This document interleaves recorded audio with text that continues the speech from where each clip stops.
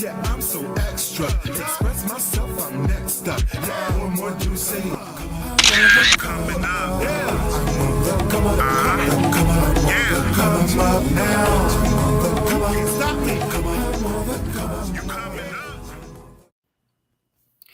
Hello, everyone. Welcome. It is Tuesday and the House of Peach is on. I don't know about anybody else, but I am like at the end of my rope today. But I have some excitement and I still have some drive for tonight's show because we have a great topic on tonight and we are excited about discussing it. But first, my beautiful host, Morgan. How are you, dear? How's your day been? It was quite eventful. Eventful. I don't know. Is that a good eventful? Is A that a great not so good? eventful. Yeah, I had two babies, two boys Yay. today in one Oh, day, 2 days. So, yeah, it was great. Moms are doing great. awesome. Dads did very good jobs. I always love Mm, when my dads do great jobs, like advocating. I'm like a proud mama. I just feel like, oh, I'm so proud of y'all. I'm sorry. I cry almost every birth. do you I seriously? do. I really do. I'm like Oh, such a wow. sad. Oh my goodness. My one last week really took me out. Like it's such a spiritual thing. It's such a Yeah, beautiful thing. It's just it's a lot. It's a lot. yeah, And so, there's a really nice high and then it right. comes down. So, you have to definitely make sure that you take care of yourself because you can burn out. Yeah, in class today, the instructor showed the students a C-section video because she was teaching on the OBGYN chapter in surgical technology. And so she showed them a video of how C-section is done. And I was like, oh, the baby. I was more focused on the baby than anything else. Like, look, I'm already that. So I know what to do. I'm just focused on his baby crying. He was so adorable. But now one of the students is like, "Oh, I'm getting baby fever," and I'm sitting there like, "I'm not. That's That so will not funny. happen. That's so I'm funny. good." You said today you were watching a video? With the And that's so students, funny. And then I was like, and I texted you about yeah, that very thing yeah, too. absolutely. Oh my goodness. So you guys share this out. We want you to share, tag someone, let them know that we are on. If you are an adoptee and you want to be on with us today, it is not too late. You can join us and let us know about your how things have been for you and everything that you want to share about that, because there are a lot of people that are adopted. Kudos to those that have adopted kids, whether they're in infant stage, toddler, or teenagers or adolescent. Kudos to you for taking them in and adopting them and raising them. That's your own, because they are once you adopt them. Last week, I want to recap. Hey, Jackie, I see you. Hey, Cheryl. Smack says, hey, y'all in Ohio making history for reproductive rights. You go, Smack. You handle that. Do that. Smack is a great advocate for whatever you need. She is there. So I am, be safe there in Ohio. I know you're going to do some great things. Last week, I just want to replay last week. Last week, we had our He Said, She Said, and we talked about what do you do when the person that you're with or connected to hinders your growth. Oh my goodness. Yeah. That show, if you did not see this show from last Tuesday, you need to go either on my page, on Morgan's page, on House of Peach page, and find it from last Tuesday and watch that. That was powerful. We had some powerhouses on there who gave their input on that. And when I say it was great, we had Peach and Smack to come on and they gave us their input. It was a great show. It was filled with a lot of information, a lot of aha moments, a lot of insight, a lot of wisdom. Y'all don't want to miss the last Tuesday in every month. We have our He Said, She Said segment, and we have a great topic, which Mo handles that. She comes up with the best topics, and we have our panel on. You can always be a part if you want to. All you got to do is reach out to us in any way that you can to say, hey, I want to be on the platform. I want to give my input, and we will send you the link and you can come in. You can stay the entire time. You could be on for a short period of time. It is your choice. It is a free, no judgment zone. Everybody's input, everybody's opinions matter, and we're all respectful of each other. And that's what I love about what we're doing at House of Peach, because it's not swayed one way or the other. Everybody is included and everybody is heard. So if you have not been on for a He Said, She Said, you are missing an absolute treat. Oh my goodness, that was good. Yes, we definitely have fun. Tuesday. Yeah, we definitely have fun. Yeah, it was good. No insight, no wisdom, no nothing. No, we dropped a whole lot of jewels. So what you mean? Any insight on what we're gonna do for next month? No. Anything that you want to say about last Tuesday? Oh no, last Tuesday, I keep going like that's a wow, and like definitely on the replay. I enjoyed it. I was like the conversation flowed, very, very well. I think like I said, a lot of jewels were dropped. And I like how we can definitely learn from each other. But yeah, the no judgment zone and just being able to, have your own opinion and just have real, adult conversation about real, issues. Right. And on a higher level, not necessarily on that superficial status. Like I enjoyed. Yeah, absolutely. Good evening, GH1 Accord. Thank you for watching on YouTube. We appreciate you being on, and stay on, and share it out so others can join from either YouTube. We're on Facebook. We're everywhere. Everywhere you can think of, we're on here. So just to give you some information, some housekeeping, we are yet still desiring female entrepreneurs that have not been interviewed on the show. If you know of someone and they have not been on, then you need to let us know. We need to get in contact with them. Or if you're on and you're a female entrepreneur and you have not been on this show, you need to be on here. We want to interview you. We want to highlight your business. We want to highlight what you're doing. We want to celebrate you and get you connected with people who may need your services, your products, your insight, your wisdom, whatever it may be, because these folks that come on here from January up until now, they have been dropping some stuff on us, some serious nuggets, oh my goodness, stuff is still with me from various shows, and I appreciate that. And we do not want to stop the momentum. We want to increase it. So reach out to us, let us know that you want to be on the show. We will be happy to have you. So we are winding up 2023, about to cross over into 2024. I can't believe it. This year flew by. Definitely.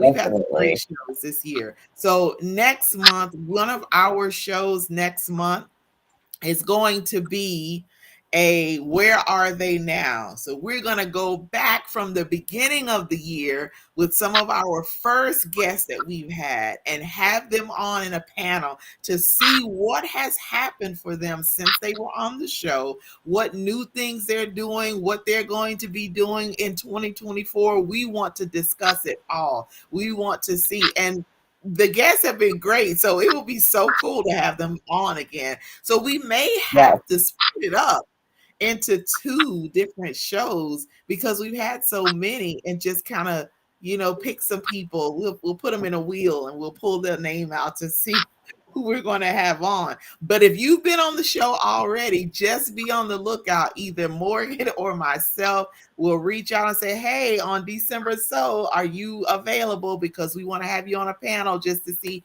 where are they now. And we're looking forward to that. We are going to, Morgan and I, get together and make our plans for 2024 along with Peach and Smack, so we can take this to the next level next year. We want it to go higher. We want it to be more impactful, more insightful. We want more women on. We just want to, I want to see House of Peach name like up on a billboard.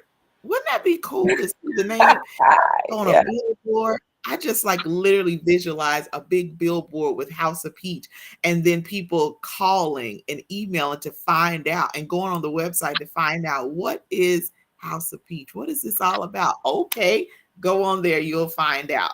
But we are happy about tonight. And Mo, you just sit there. I'm doing all the talking. You just sit there like, yep, yep. Come on.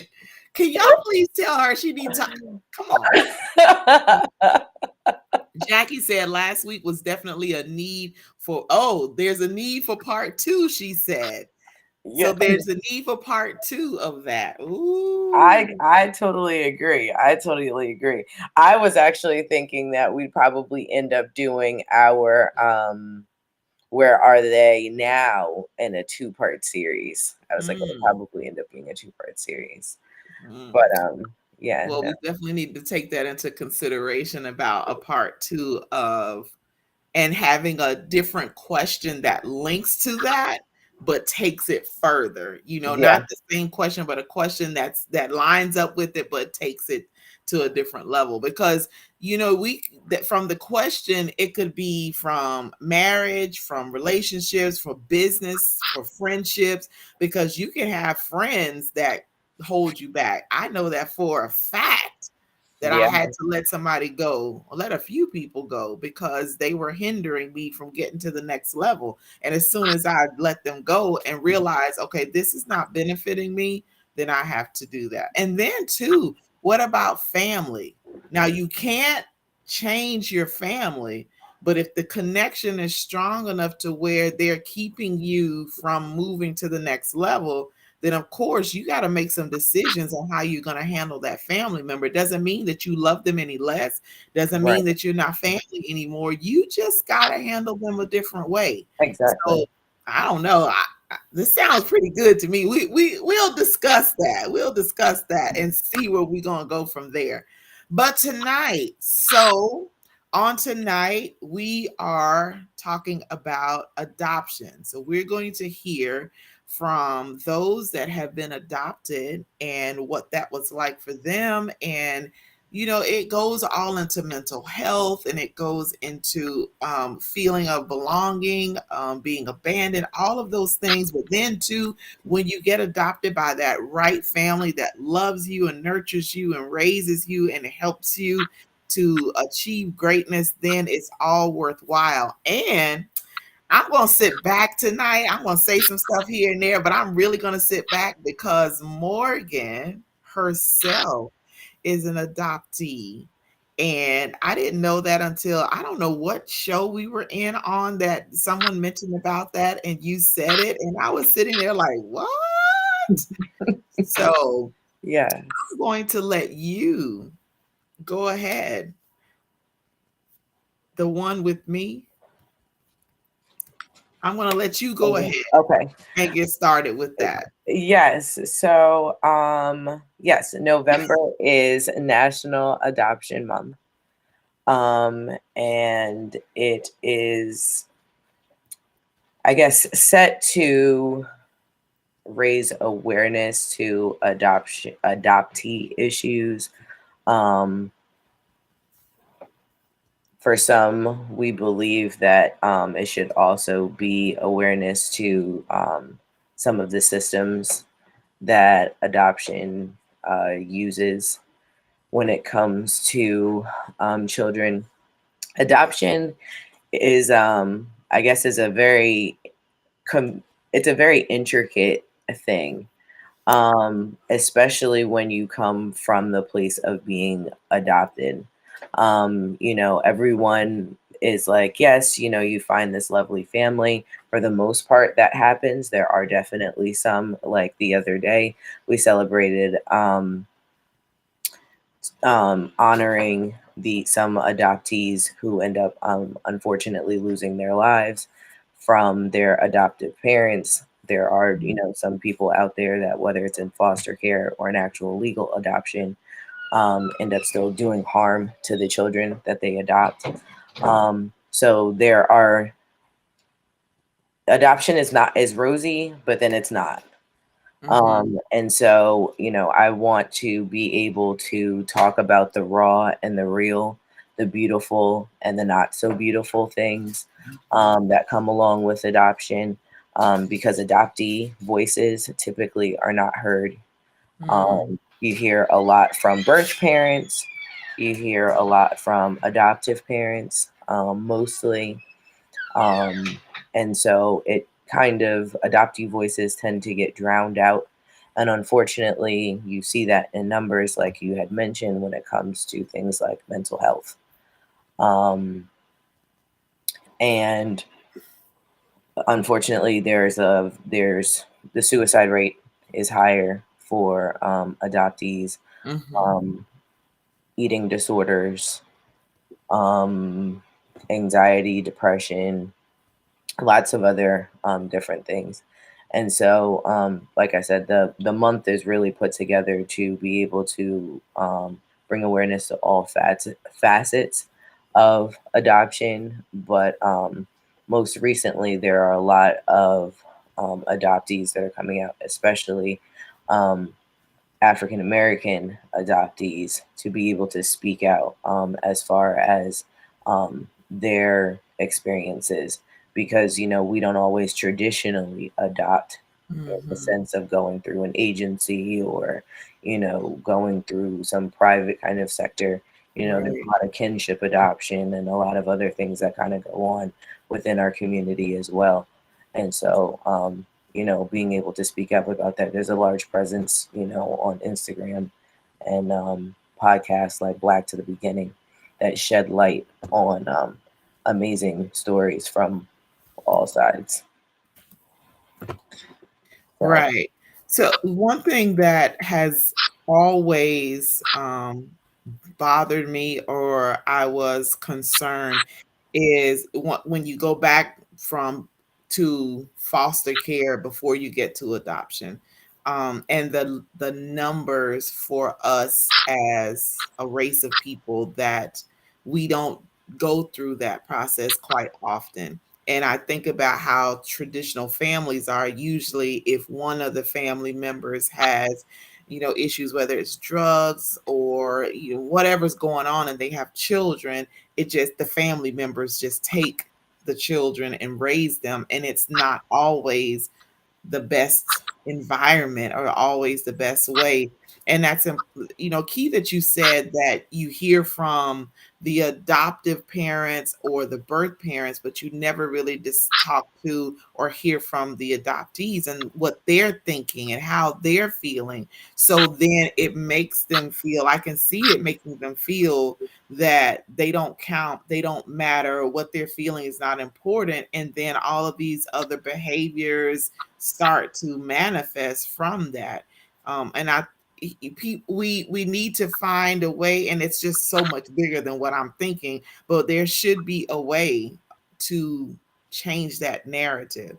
And I don't know if organizations or people are working hard enough to make that be something, or if they are and it's just too many. There's the volume of adoptive kids, and it's so great. Like, what are your thoughts on that? um, well, speaking from when the time in which I was adopted, um, I had a closed adoption. And there were a lot of reasons why, children were put up for adoption. Yes, like you said, it might be drugs, it might be this, it might be that. There are some parents who are coerced or pushed into Mm, putting their kids up for adoption as well. You know, wow. you might be 15, 16 years old and your mom is kind of ticked off. And so she ships you off for you to have this baby. And then you come back afterwards. And, you know, in that process, her baby's been adopted somewhere else. So I think a lack of sexual education, Hmm. um, it's unfortunate, but there are more people who want infants and don't see children really as adoptable as babies.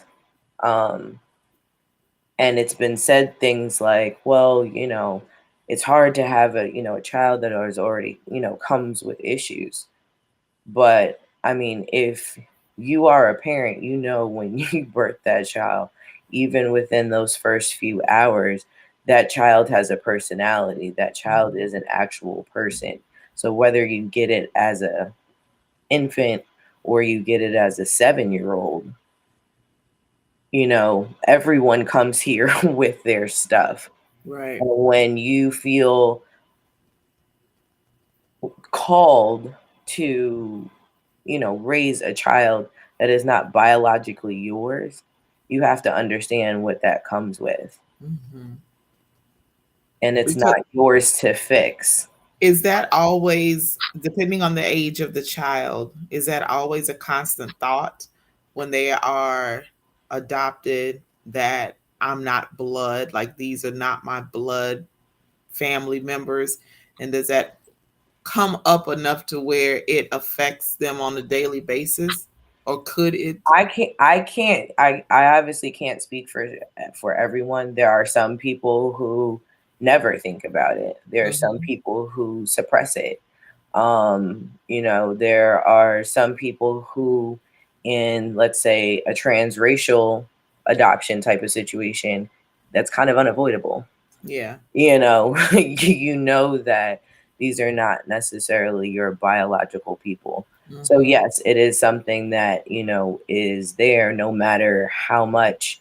I think even in a same race adoption, it Mhm. is something that, you know, comes up at some point in time. You know, you might be in the store and somebody goes, "Oh, you look just like your mother." Yeah. You know what I mean? Reminder of the Yeah, fact.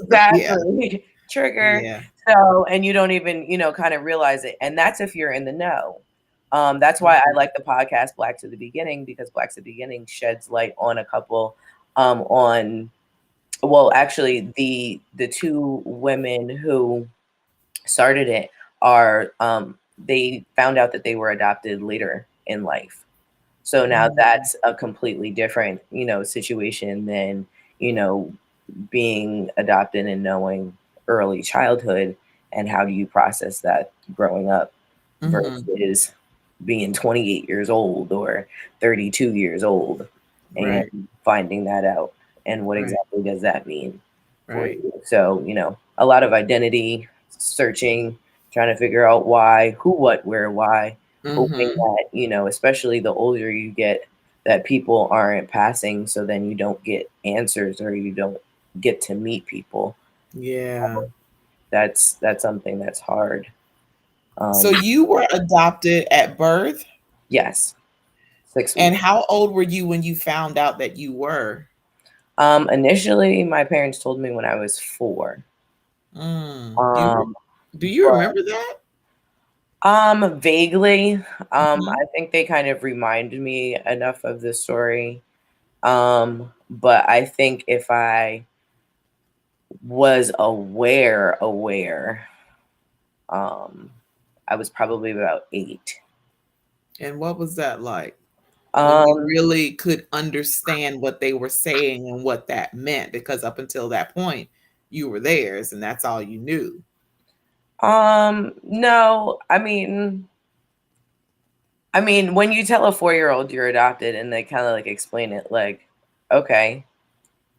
Um, I think it's like there are some times where you kind of you feel certain things. So it's like someone puts a face to a name, and it's like, oh, okay, that's what that was. All right, no big deal. You know what I Mm, mean? Because as a child, you can see certain things, and you can, mhm, look at certain things. You can go to. I had been to enough family functions to start. You know what I mean? To faces to a name kind of thing. mhm. So but by 8, I guess it was more of like a self-awareness kind of thing. And um it was like I wonder what my birth mother looks like. Mm. And Um had you been around her and no, didn't know who she was? So no. this was like total different locations, different places. Yeah, no. I've never been around her still to this day. Mm, Um but have oddly enough been we have a lot of crossed paths over the years where people know someone that knows someone. right, right. So So, kind of, but have you had a conversation with her? no, So, no, you know who she is, but yeah, you have not seen her face to face, no, nor had a conversation with her. no. Now, I ask a lot of probing questions, so you Okay. answer what you want to, but don't because I'm that person. Um, is that because she doesn't want to, or is it because and I'm sure you want to at least have a conversation with her? Is she refusing to do that? Yes. Hmm. Huh. And you have no reason why. Nothing has been said to you as to why she's refusing. Um,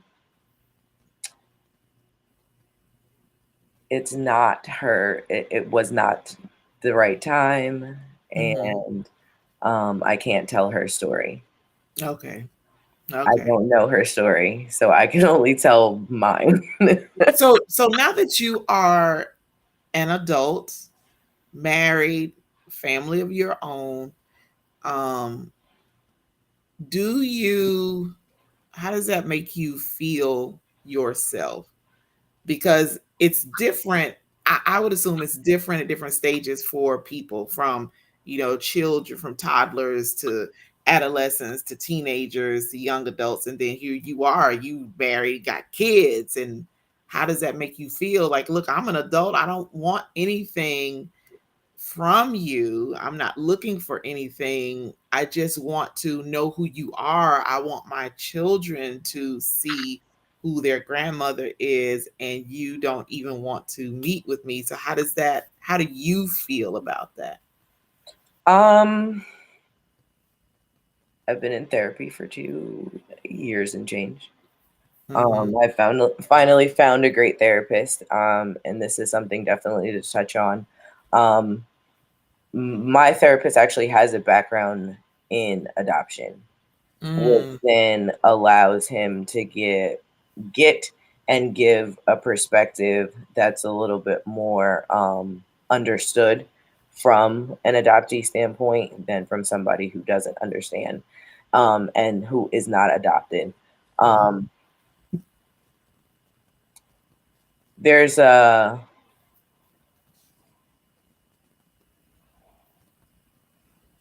I've never been upset about being adopted. I have just been unfortunately upset at the way that she's chosen to handle things as an mm. adult, like you Yeah. said. Because you're right, I don't want anything from you. I just Mhm, want a conversation. Um, and I get it, it takes time. Um, it took me time to mhm, get to that place. I've learned to live with I may not ever have a conversation, and I'm okay with that. mhm, Um, I don't need the answers to questions that I would have if I had a conversation anymore. I've kind of just made peace with it mhm, and learning that I can't. These are there's a lot of control and manipulation sometimes in mhm, adoption. And what I can't do, I can't control anybody. That's not what I'm trying to do. I'm also not, as an adoptee, trying to come into your world and blow it up at all. But at the same time, like, I've always been here. Mm-hmm. You know what I mean? Like, as mothers, we know that there's a place in our heart for every single one of our children. So Right. regardless of how close or how far away they are, there's something that's inside you that reminds you on a regular basis of your child. This is not something that adoption takes anything away from. So that's Mm-hmm. why we also talk about trauma, because there is trauma in ripping or taking a child away from their mother, whether it's because she can't handle it, whether it's because she's got drugs. Like, there needs to be some other options before we get to Mm-hmm. adoption, because I think it's done a little too quickly. Yeah. Yeah. Um, Well, we have two more guests that are going to join us. Three more guests that are going to come on and join the conversation. So we want to bring them in. We want to, y'all. This is a little more serious of a story. So if I'm sitting here like fighting back tears, like I just can't even imagine. But I do want to hear the story. So what we're going to do is we want each of the ladies to introduce themselves and yeah, I guess I'm the question asker tonight because Morgan, you're in the group with the rest of them. So it's totally fine though. I was like, listen. Well, no, I can still do my part, but from my end of things to, to kind of facilitate. These are my buddies too. This is an old friend and a new friend for me. So I'm not that old, Morgan. No, not old like that. We're seasoned. That's my sister there. Yeah, you need to tell her. You need to specify what you mean by old. Like, No, we go way back. Let's clear that up. It doesn't matter who wants to go first, introduce yourselves. I can jump in if that's okay. Yeah, go ahead. I thank you so much for having me join the panel. I'm really interested to hear the stories of the other adoptees in the panel. Morgan and I have talked quite a bit about our own adoption stories. We've known each other since high school, and I'm so grateful for my friendship with Morgan. So a little about me. My name's Amanda. I was adopted. That has been something I've said my whole life. I'm Amanda. I'm adopted. It's a part of me that I've always been part of my identity, just like my eyes are brown. My parents told me from before I can even remember. My parents adopted me when I was an infant. I was born in Louisiana to an unwed mother who already had a 3-year-old daughter. And she moved to Louisiana to give birth to me as part of not commune isn't the right word, but there was a lawyer guy who had basically rented this whole hotel. And I found this out later, but basically rented this whole hotel for pregnant mothers who needed to get away from their situations to have their babies. And so she moved from Texas to this place in Lafayette, Louisiana, and brought her daughter with her. And my parents had contracted with the lawyer when she was about 6 months pregnant. So my parents were supporting her through the end stages of her pregnancy and knew that they were going to be adopting me. And they flew down to Louisiana from New York, where they lived, and picked me up when I was 5 days old. And flew me back to New York, which is where I grew up, just outside of New York City. And so that's sort of the beginning of my story. And I was raised with so much love, all the love. I ended up having a sister who was biological to my parents. They didn't think they could have biological kids, which is why they adopted me. They had tried for years and had done treatments and things, but nothing stuck. So they adopted me. And then a couple of years later, they tried again and were able to biologically have a daughter. So I have a sister 2 years younger than me, but we're not biologically related. But we were raised together. And I knew that I was adopted, like I said. A social worker, when my parents adopted me at first, they went through a lot of social work counseling and things like that. And the social worker said it's better for you to tell them, to have it be part of who they are, than to have them find out later. And that's what the social worker advised my parents, and they thought that made a lot of sense. So they just we celebrated my adoption day every year, just like we celebrated my birthday. And so that it became just a part of me, that I was proud of. And I knew that, my birth mother had sort of made this, the way I identified with it was that she had made a sacrifice so that I could have a better life than what she could offer me. And I knew that she had written me a letter, but I wasn't allowed to see it until I was 18. And I knew that there was a photo of her. My parents had a photo of her, but I wasn't allowed to see that till I was older also. So I had these things to hold on to. And I knew that my mother also kept my adopted mother, who I just call Mom. She kept a binder where she kept track of everything that related to the adoption, the phone calls that she had with the lawyer, the one phone call that she did have with my birth mother, and a card that she had gotten from my birth mother, kind of saying like, I'm giving over my child to you, and I just have a feeling you're going to take great care of her, which again I didn't read until I was like 18. So yeah, I mean, I think I have a best case scenario story. And then when I was 18, my parents gave me all this information, and I saw the picture and I read the letter that she wrote me, which was so beautiful for somebody who was 19, she just turned 20 right before I was born, and who already had a 3-year-old daughter, didn't have a high school education, wasn't in a serious relationship, didn't feel like she had a lot of employable skills.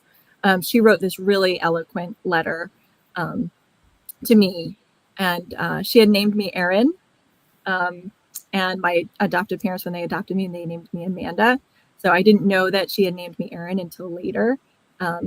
But I thought that was really interesting. And then to quickly just sort of fast forward, I wanted to find her. I was really interested in finding her in my early 20s. I felt like there was sort of this missing puzzle piece of who I was that was missing.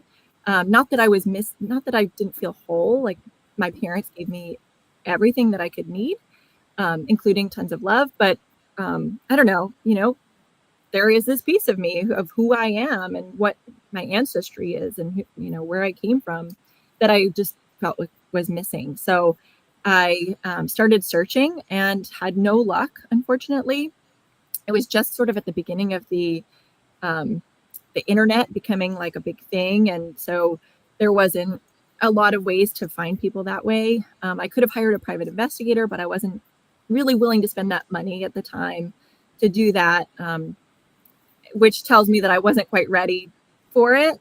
But then when I was working, one of my first career sort of jobs, we had a subscription for White Pages, the premium version, because some of what we do is research. So I asked my boss, is it okay if I use the premium subscription to see if I can find this woman who's my birth mother? I know her name, I knew her birth date, a little bit about her. And she said, yeah, go for it. We're a nonprofit and make a lot of money, so you got to get the perks where you can. So she gave me her blessing, and I went on that night and found a married name for the name of the person who I had, and found her on Facebook. Looked through the pictures, saw some pictures from the 80s that looked like the picture that I had of her when she gave birth to me, and kind of wrote a message, a Facebook Messenger message to her. And I didn't hear back for a couple of weeks. And then finally, as I was like crazy frantic, getting my baby daughter in the car, going to the airport to pick up my mom, who was helping us move, bing, this message pops up on my phone, and it was from her. And she was, basically like wow, I was totally not expecting this. But yes, I am that person that you're talking about. And I'm not ready to talk about it right now because this is a huge surprise. But yes, I do want to know you. And I do want to get to know you and have a relationship with you. So that was like, I immediately burst into tears. My husband's like, what's wrong? What's wrong? And I was like, she wants to know me. It was it was a big moment. It was a big moment. Wow. It was pretty gravitas moment. And so yeah, and so a couple of weeks later, she reached out to me via email. The subject of her email was excited to get to know you. And so we emailed back and forth a bunch of times and got to know each other and shared photos and stories just through email. And then when we kind of felt ready to have a phone call, we did. And I remember exactly where I was sitting. I remember the sound of her voice. Her accent was different than I could have imagined. And just, I don't know, just like my heart felt so full. And yeah, it was quite incredible. We got to meet each other. She came up for my birthday that year. And I just wanted to be close to her. I wanted to hold her hand. And she wanted to hold mine. Like these two strangers who, I haven't known each other for 32 years. Just felt like we wanted to be near each other. And so it was a really lovely visit. And then I got to go to visit her with my husband and baby daughter to meet the rest of the family. And sorry if I'm like rambling on. It's kind of a big story. I'll finish off with this, that I wasn't a secret to her family. That was a big concern of mine, was that she went away to Louisiana, gave birth to me. No one else knew. She just wanted to bury it in the past. I was worried that that it would come as a bad surprise to her family if she ever even wanted to tell them. So I was very happy to learn that I had always been part of their family. That picture of me and her, she had a version of it, and she had it in her family album. And so her kids always knew that they had a sibling who they thought was named Erin. So in their mind, I'm Erin. So I have 3 half sisters and a half brother, and they've all been incredibly welcoming. I've met them, most of them, not one of the half sisters, but and we have so much in common. We like the same music, and we look the same, and like all of these kind of amazing things. So with all of that said, and all of that happiness, and all of that sort of best case scenario, I'm still broken. I still have things that I'm working on because of this identity that I have. I still seek validation all the time. I feel judged a lot. And, there's certain things that happen that I'm like, I wonder if that's because I have this background. I wonder, so anyway, sorry to take up so much airtime. Oh, no, you're good. You're good. Well, I definitely have lots of questions for you because you've hit a few things, and I thank you for introducing. We're happy to have you on here. All right. Crystal. Hello. Hello. How are you? I'm good. A bit tired. I'm 5 hours ahead of you, so forgive Yes. me. We have our first international guest here on the House of Peach. Awesome. Yes. So I was like, please introduce yourself and just share the awesomeness that I had the pleasure of just finding out. Well, thank you for having me. So I'm Crystal. I am speaking from Portugal today, and I was adopted at the age of 10 from Madagascar to France. So I'm one of the transracial adopted that was adopted in the family. 2 of us were adopted in the same family.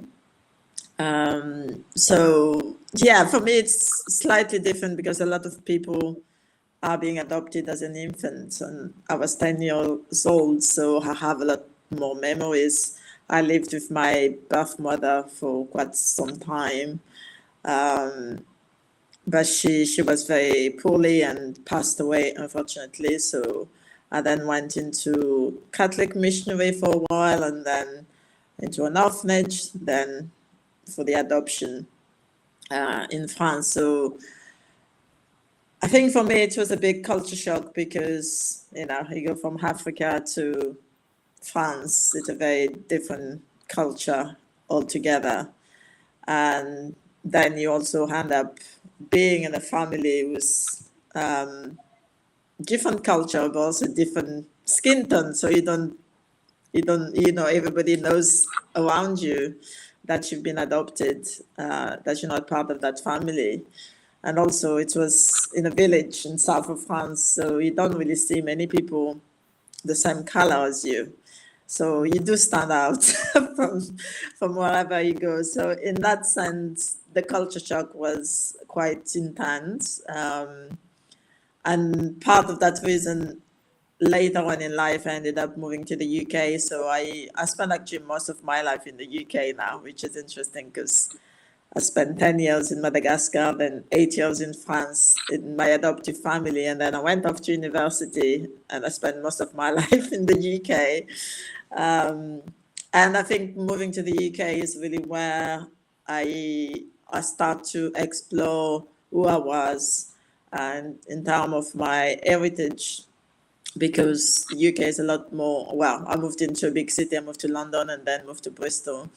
So the diversity is a lot better than in little village in south of France. So I had more opportunity to explore my heritage then and learn a little bit more about what I like, what I don't like, where do I belong, and all my African side of my heritage. So that's when I went back to Madagascar in 2010, met some of my siblings and family members. And that was also a big pivotal moment for my own identity, because I went back to something that I was familiar, that I was raised for 10 years. So it kind of ignited something in me to want to know more about my own heritage, really. And then I ended up doing a lot more work into African history and teaching children about African history. So that's in a way kind of helped me navigate my adoption in side, because identity has been a huge issue for me growing up. So yeah, that's me, I think. Yeah. So you said you're in Portugal right now? Yeah, so I moved to Portugal last year from the UK. I needed some sun. So, Oh, wow. What time is it there? well, it's 1 o'clock in the morning. Oh my goodness. Oh my. So it's a late night party. I appreciate it. Well, we are I really so appreciative of you staying up a little bit for us. Well, I had an exhibition launch. I had someone who was launching the exhibition tonight, so I thought that's fine. I can come back a little later and then jump into the podcast. Oh, We okay. appreciate that. Yeah. All right, we have one more guest, and Peach, she's the reason we're on here. So go ahead, Peach. Hello, everyone. Y'all guys' adoption story sounds wonderful. Mine, not so much. I'm the product of two generations of adoption. So my mother was adopted, and then she turned around and left me with the people that adopted her. And I'm not really mad at her. I kind of understand because of her journey. And I'll start with her. My mother was actually in a legal adoption. She was left in a hospital.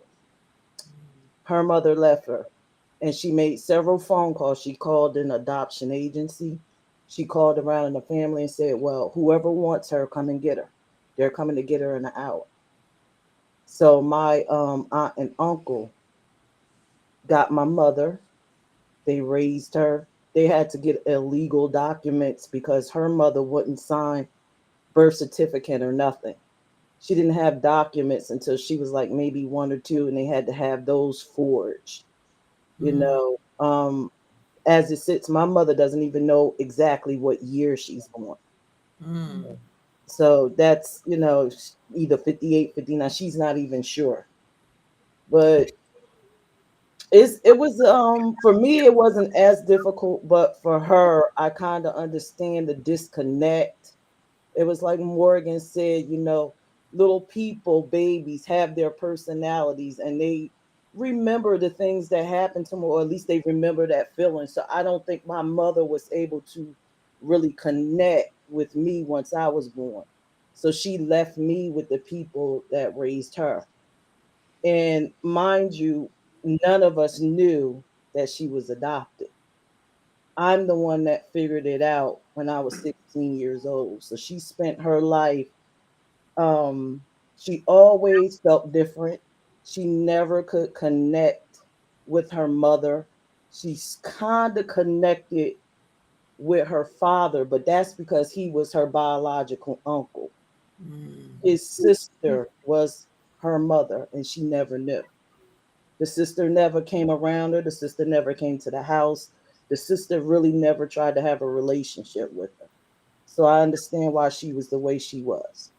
So when she had me, she left me with my uncle and aunt, and they raised me as their grandchild. I didn't know, but I always felt it was something different. Like I love them, but it's something off. It's like I see you, but you're different.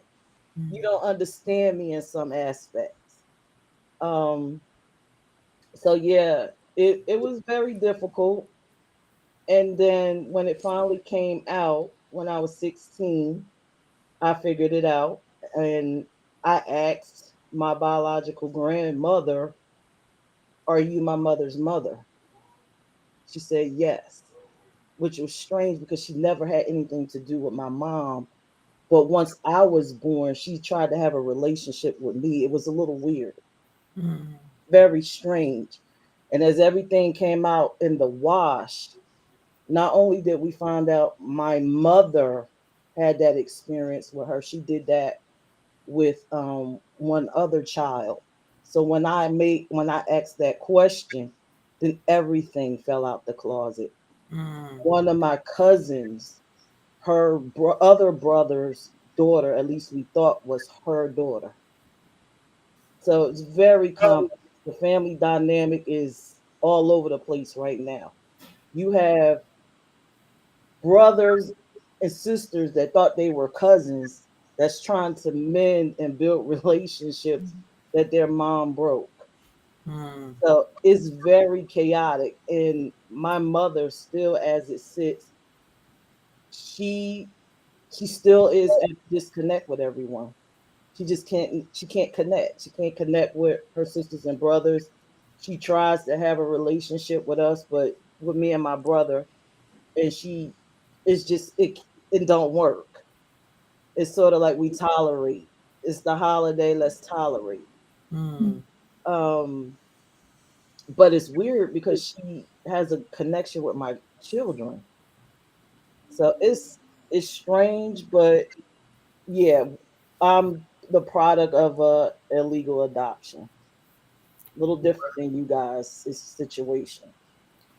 Wow. So we have really both ends. When I look at all three or four of your stories, it's to both two ends of the spectrum with that. You have Amanda who had a great adoption and great life and connected. And then you have Morgan whose mother does not want to have a relationship at all, despite you wanting to have something. And then you have Chris, is it Crystal? Krista? Crystal, Crystal? yes. Yeah. Crystal? Okay. Who has multiple, I mean, going from one country to the next to the next. Wow.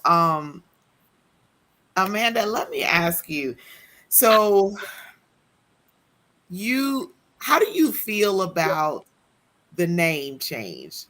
What reason did your adoptive parents know that your birth mother had named you Aaron? Did they know that at the time?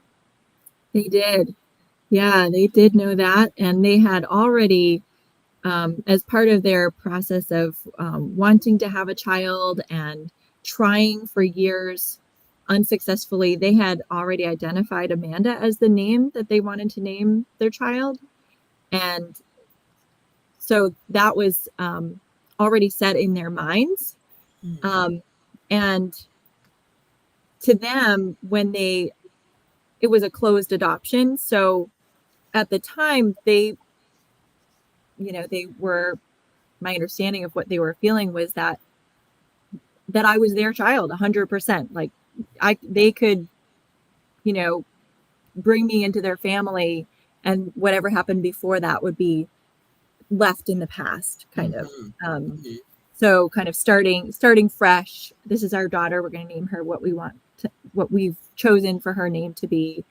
And how I feel about that, I don't, I actually haven't really thought about that much. The name Amanda means worthy of love. So I've Mhm. always felt connected with that meaning. Um, I find it interesting that I had slash have a second name, or I guess a first name. Mhm. It came before. Um, and it's kind of interesting because when I met my one of my half sisters, her name is Amanda.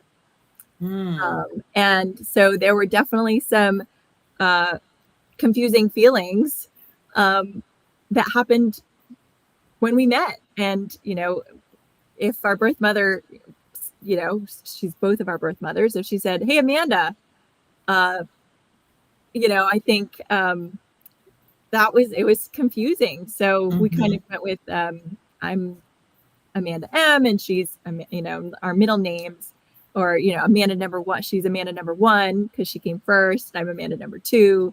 So it's just interesting. We played with the idea of just calling me Erin with them, but that's not my name anymore. It's not what I identify as. So yeah, Right. that's a really interesting question. Yeah. I was just wondering because you do know what you were named, well, what your birth mother named you, and then your adoptive parents change that. And if that has, I wonder what it does if you think, well, why didn't you just leave my name the way it was? Or if you're just happy. And since you gave the meaning of the name, then it makes perfect sense. Like, I really understand it. Worthy of love. You're worthy of being loved despite what situation you were born into. So I think that is you amazing. You said two things that connected me to you. Like you said, moved from Texas and you were born in Louisiana. I'm like, well, I live in Texas now, and I was born in Louisiana. Like, where do we cross? I was like, oh my God. So yeah. Oh wow. I am glad that you had a good experience, the experience that you did with that, because your story is not everybody's story. And it doesn't always work out that way. So I'm glad that you were blessed to have the family that you did, who took you in and loved you and raised you, and you did connect with your birth mother.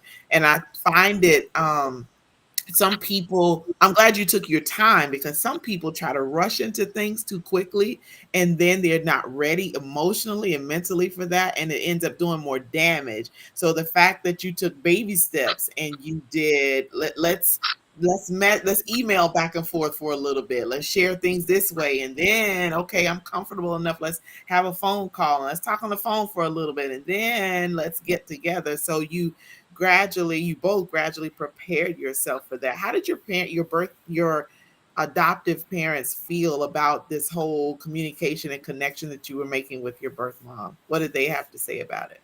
That was hard. That was a really hard thing to navigate. I was constantly worried about my mom's feelings.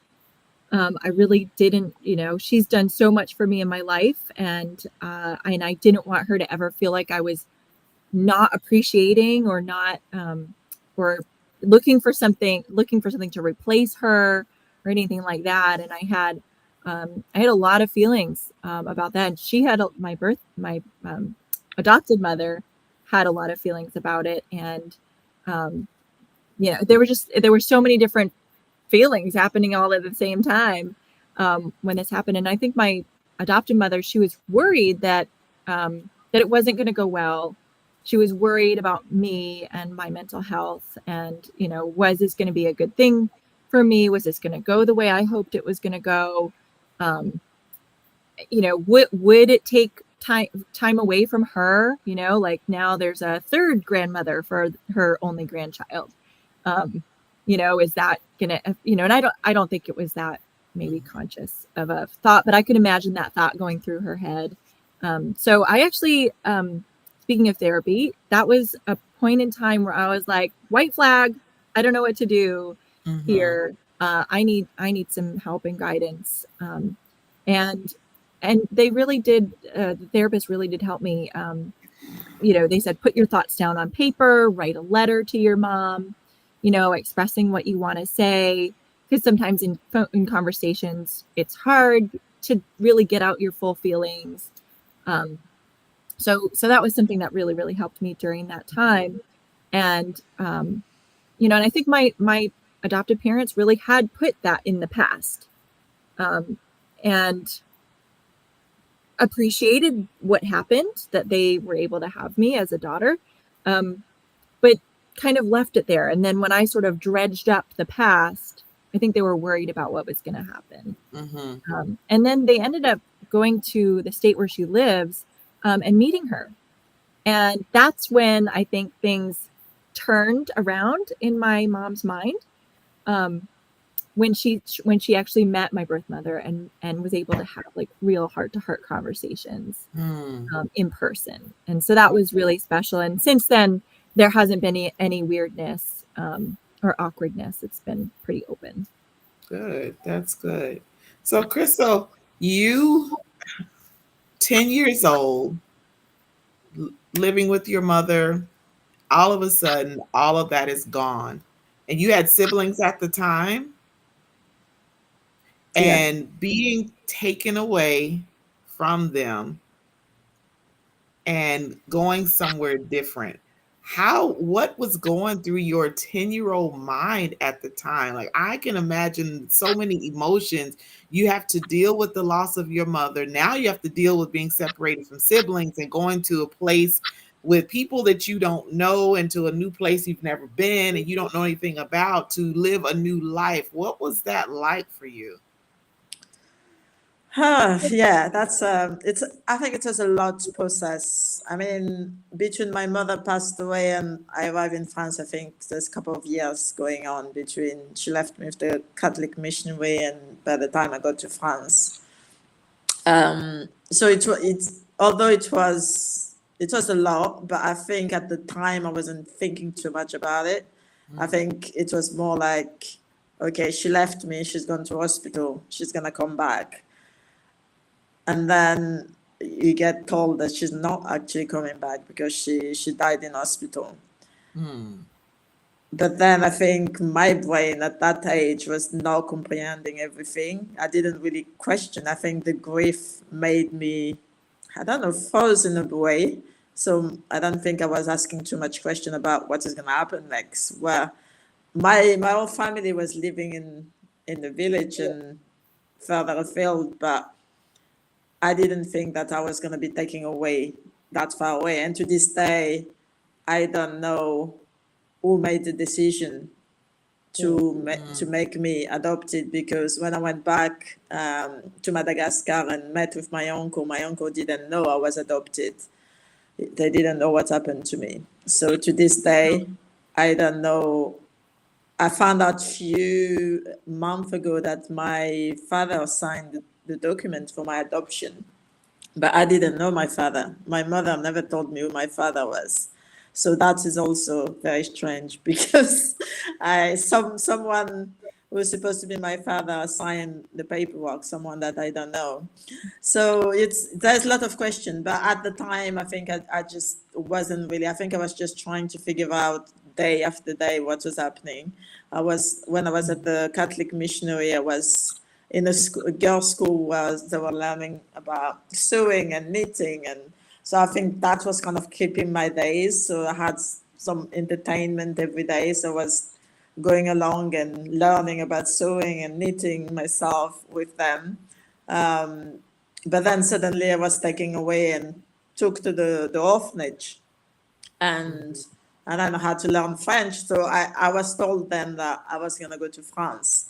But in my brain, it didn't mean anything. I didn't understand what that means until you are taking into a plane into, and even in the plane, I didn't know where I was going. I didn't know how far this journey is gonna be. And then you arrive in France, and you've been taken by this family you don't know. So I don't really know when, at what age you really sink in. Maybe it's a year or so after arriving in France that actually I'm not going back to my family. This is the place I'm going to be. So yeah, I think it's because it's kind of a lot of trauma, I suppose. For me, it was I probably have suppressed a lot of the emotions around my mother death and the grief, and not seeing my family suddenly. And I also was asked to start learning French, and within 3 months of arriving in France, I couldn't speak my own language anymore. So there's a lot of loss. It was loss of my mother, loss of my family, loss of culture, loss of my language. So it was a lot of emotions to deal. And I think the only way I could do at the time is just suppress everything and just go on with it, get on with whatever. It was almost like the system. This is the system I need to follow. So just get on with the program in a way. Right. Right. And you said that about having to learn French and just taking away your culture and everything. It's just one on top of the other. And you, as a young child who has no say so whatsoever, you just have to comply with what's going on. I just can't imagine having that kind of, I mean, we have stressful lives, but my goodness, to have everything that you've known, I haven't processed that my mother's gone, and then now I'm stripped away from my family, and my birth father has signed me off, and I don't even know who he is. Do you know, have you met him to this day? Do you know him, or you still don't? Well, because my half sister wrote to me when I was about 15. And also, that was a very strange situation because my adoption is supposed to be a close adoption. So I don't know how she managed to, from Madagascar, finding my address in France to send me a letter. So all that is also a bit not very clear how she managed to have that. But my sister then, when I was 15, sent me this letter saying that she's my half sister, and I can't remember her either. And sending me pictures saying this is my father and we have the same father. But I don't remember who this man is. So all this picture doesn't look like someone that I remember. Right. So for me, and by the time I went back to Madagascar, he's already passed away. So I have not met him. I might have met him, but I don't remember who he is because I wasn't told he was my father. Right. I guess, yeah. Right. How's yours is unique as well because your adoptive parents were different cultures. So tell us about that. Yeah, I mean, like I said earlier, it's that culture shock. I mean, everything is different. I from the food you eat to the language to the clothes you wear to, I mean, the landscape of the country. It's everything is so different. I mean, we're talking about even little things like, in Madagascar, girls never wear trousers. So me arriving in France, wearing a trousers for me was like, what's happening? This is weird. I'm not a boy. Why do you put the trousers on me? And yeah, it was difficult. I mean, even for the first year arriving in France, I was homeschooled, and because I was 10, I couldn't stay out of school too long either. But my French was still quite basic at the time as well. So my mother homeschooled me for a year. that also meant that by the time I went to school, I was a year behind. So I was the oldest in all my classes. Not only I was the only black person, but also the oldest in the class. So that also kind of, you already stick out in whatever you do. You already stick out because in the village you're only black person walking around. Um, so yeah, everything is really different, and I think. But also, I think for me, the difficulty was around. I think my parents were not prepared in terms of that cultural side. They were not, the agency has not told them, you need to, like, I remember it took a while before my mother took me to an African hairdresser. So for a long time, I did all sorts of things with my hair. Um, Mm. it's even, and again, I was adopted by a very Catholic family. I mean, Madagascar it became Catholic through the French colonizing the country, but the most of the country was then Catholic. So having to go into a Catholic family, that was also very hard for me, because it's a very different religion to what I've known. Yeah, and I think it's a cultural side that's been the hardest in a way, because I didn't understand their culture. My family didn't understand my culture, but in a way, it was me. It was on me to adapt, not my parents were not trying to adapt to where I come from. So I had to conform to everything, and I think for me, over the years, I just suppressed so much of my emotions and make myself very small, not to make anybody comfortable, that I felt like I was becoming invisible, because I have to just, like I say, follow the program. Don't make any noises. Don't take up too much space. Yeah, that was the difficult part. But saying that, I have a good enough relationship with my parents, to this day. So I'm still in contact with them, and I go back and forth, on holiday in France to visit them. But there has been difficulties in terms of, I think, also connection, because 10 years old you've had a different life. So I'm telling you, this is now your mom and dad. It's, for me, it was really hard to be able to say mom or dad for a long time, because for me it was very strange that suddenly some stranger had to call them my parents. So that was difficult in a sense. But I guess, yeah, after a while you kind of conform to the old system.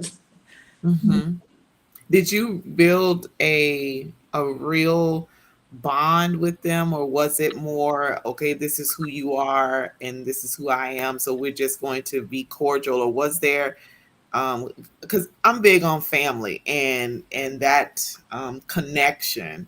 So I'm wondering if you were able, because you had so many things that happened, were you able to like build a really good connection with them, like loving connection, or was it just you're my adoptive parent, so that's that?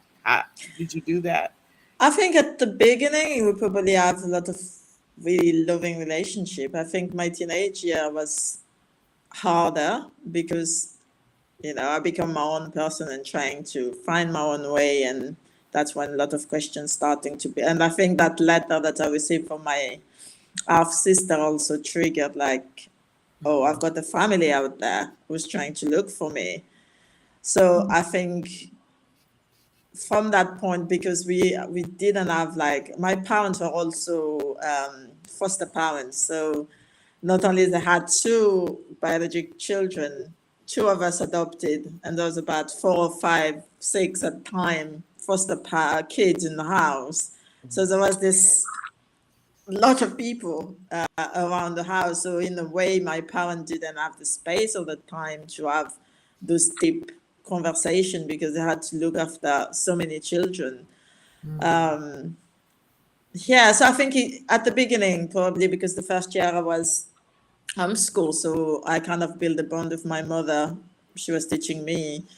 But I think as I get older, it was harder. I felt disconnected. I felt I didn't belong. I felt out of space, and I my self esteem was really bad. So and yeah, and I didn't really. I needed that connection with my own culture. I think so. At that point, I think there's more of a disconnection with my family. And I had my daughter when I was 20. I think we kind of reconnected because they really, supported me through that period of having my child. But again, when I become, I don't know, in my 30s, I become distant again because, that's when I was trying to get out of the fog, as we say. It's trying to find who I was and my identity.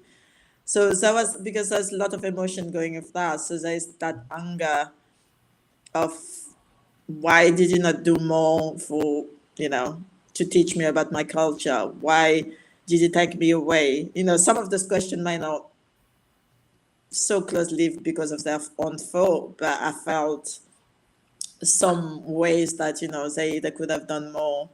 But I know now they've done their best, even if it wasn't perfect.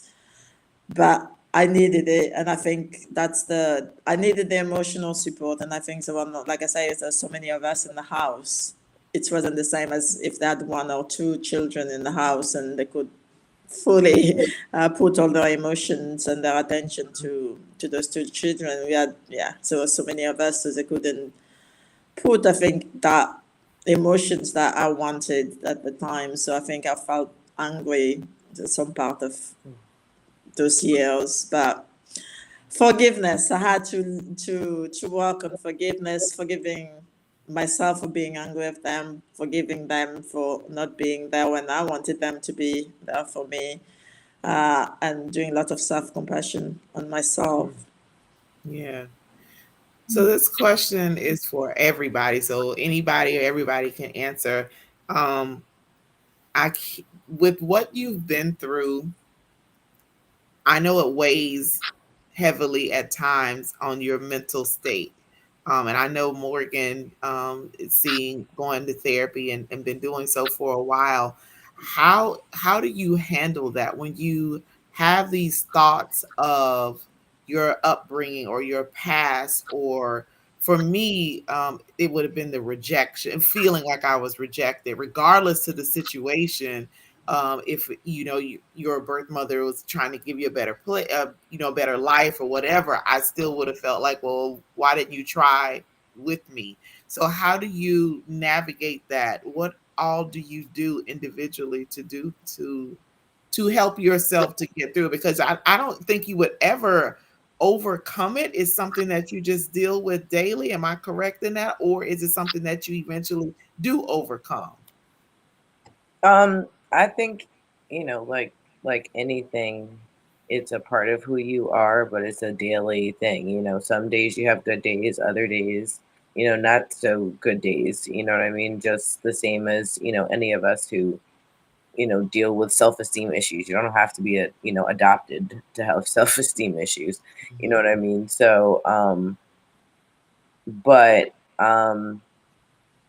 it's I've been really working on setting boundaries and understanding what a healthy boundary is for myself.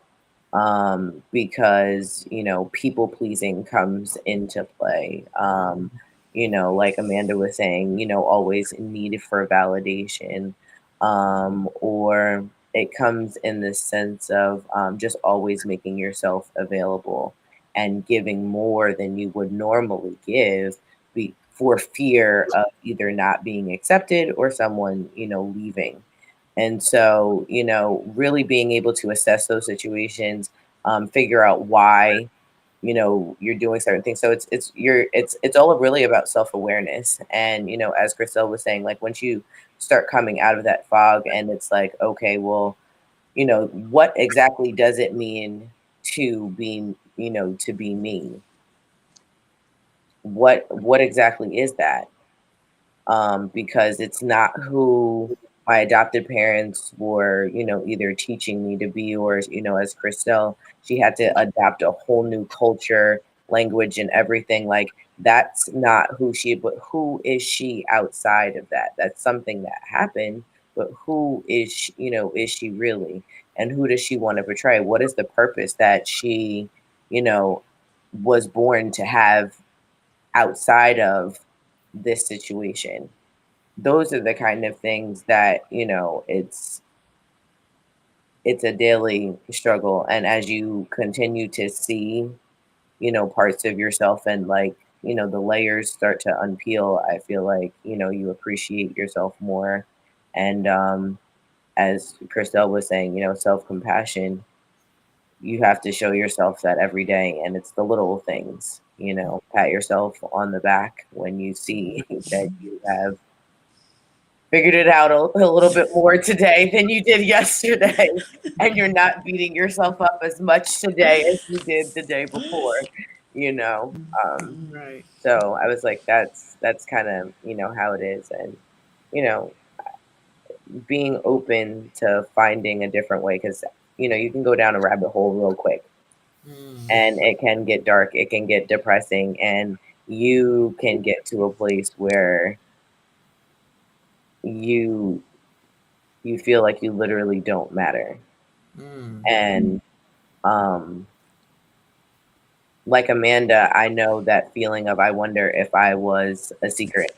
That was my biggest scare. Like, just no one knew that I existed. And to live in a world where no one would even look for you if you disappeared. And that's not to say that, the parents that raised me wouldn't have, but let's just say something were to happen to them. It's just, where is there any other kind of, is there any other kind of legacy? Is there someone out there that is looking for me, or that wants me?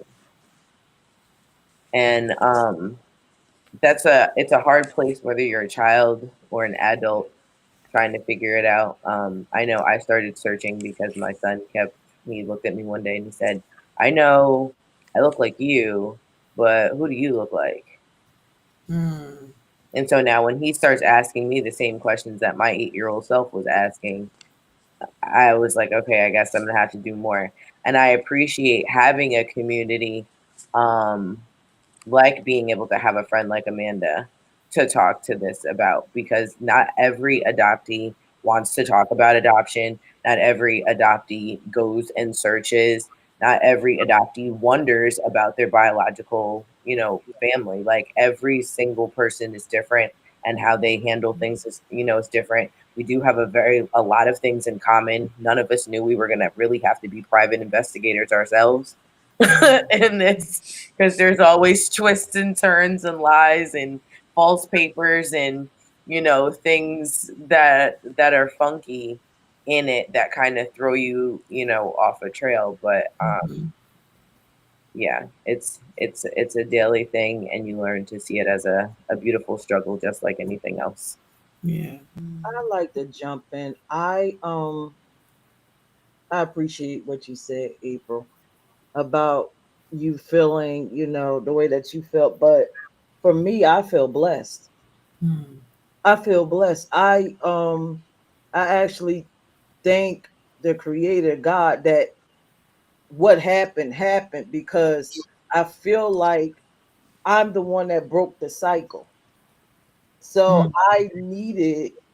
I needed my adopted mother to help me become something different.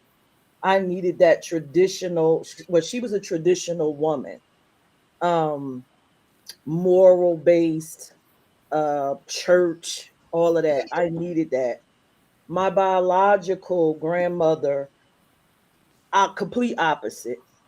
She was more modern. She wanted to own things. She wanted to trailblaze. She wanted to be a part of different things. She wanted to do so entrepreneurship. She wanted to do all of those, but she didn't have the space to be a mother. So I Mm. feel like if she would have raised my mother, I don't think we would have been the people we are now. I wouldn't be who I am. I don't even know where I would be because the children that she did have and raise, most of them are on drugs Mm. or recovering.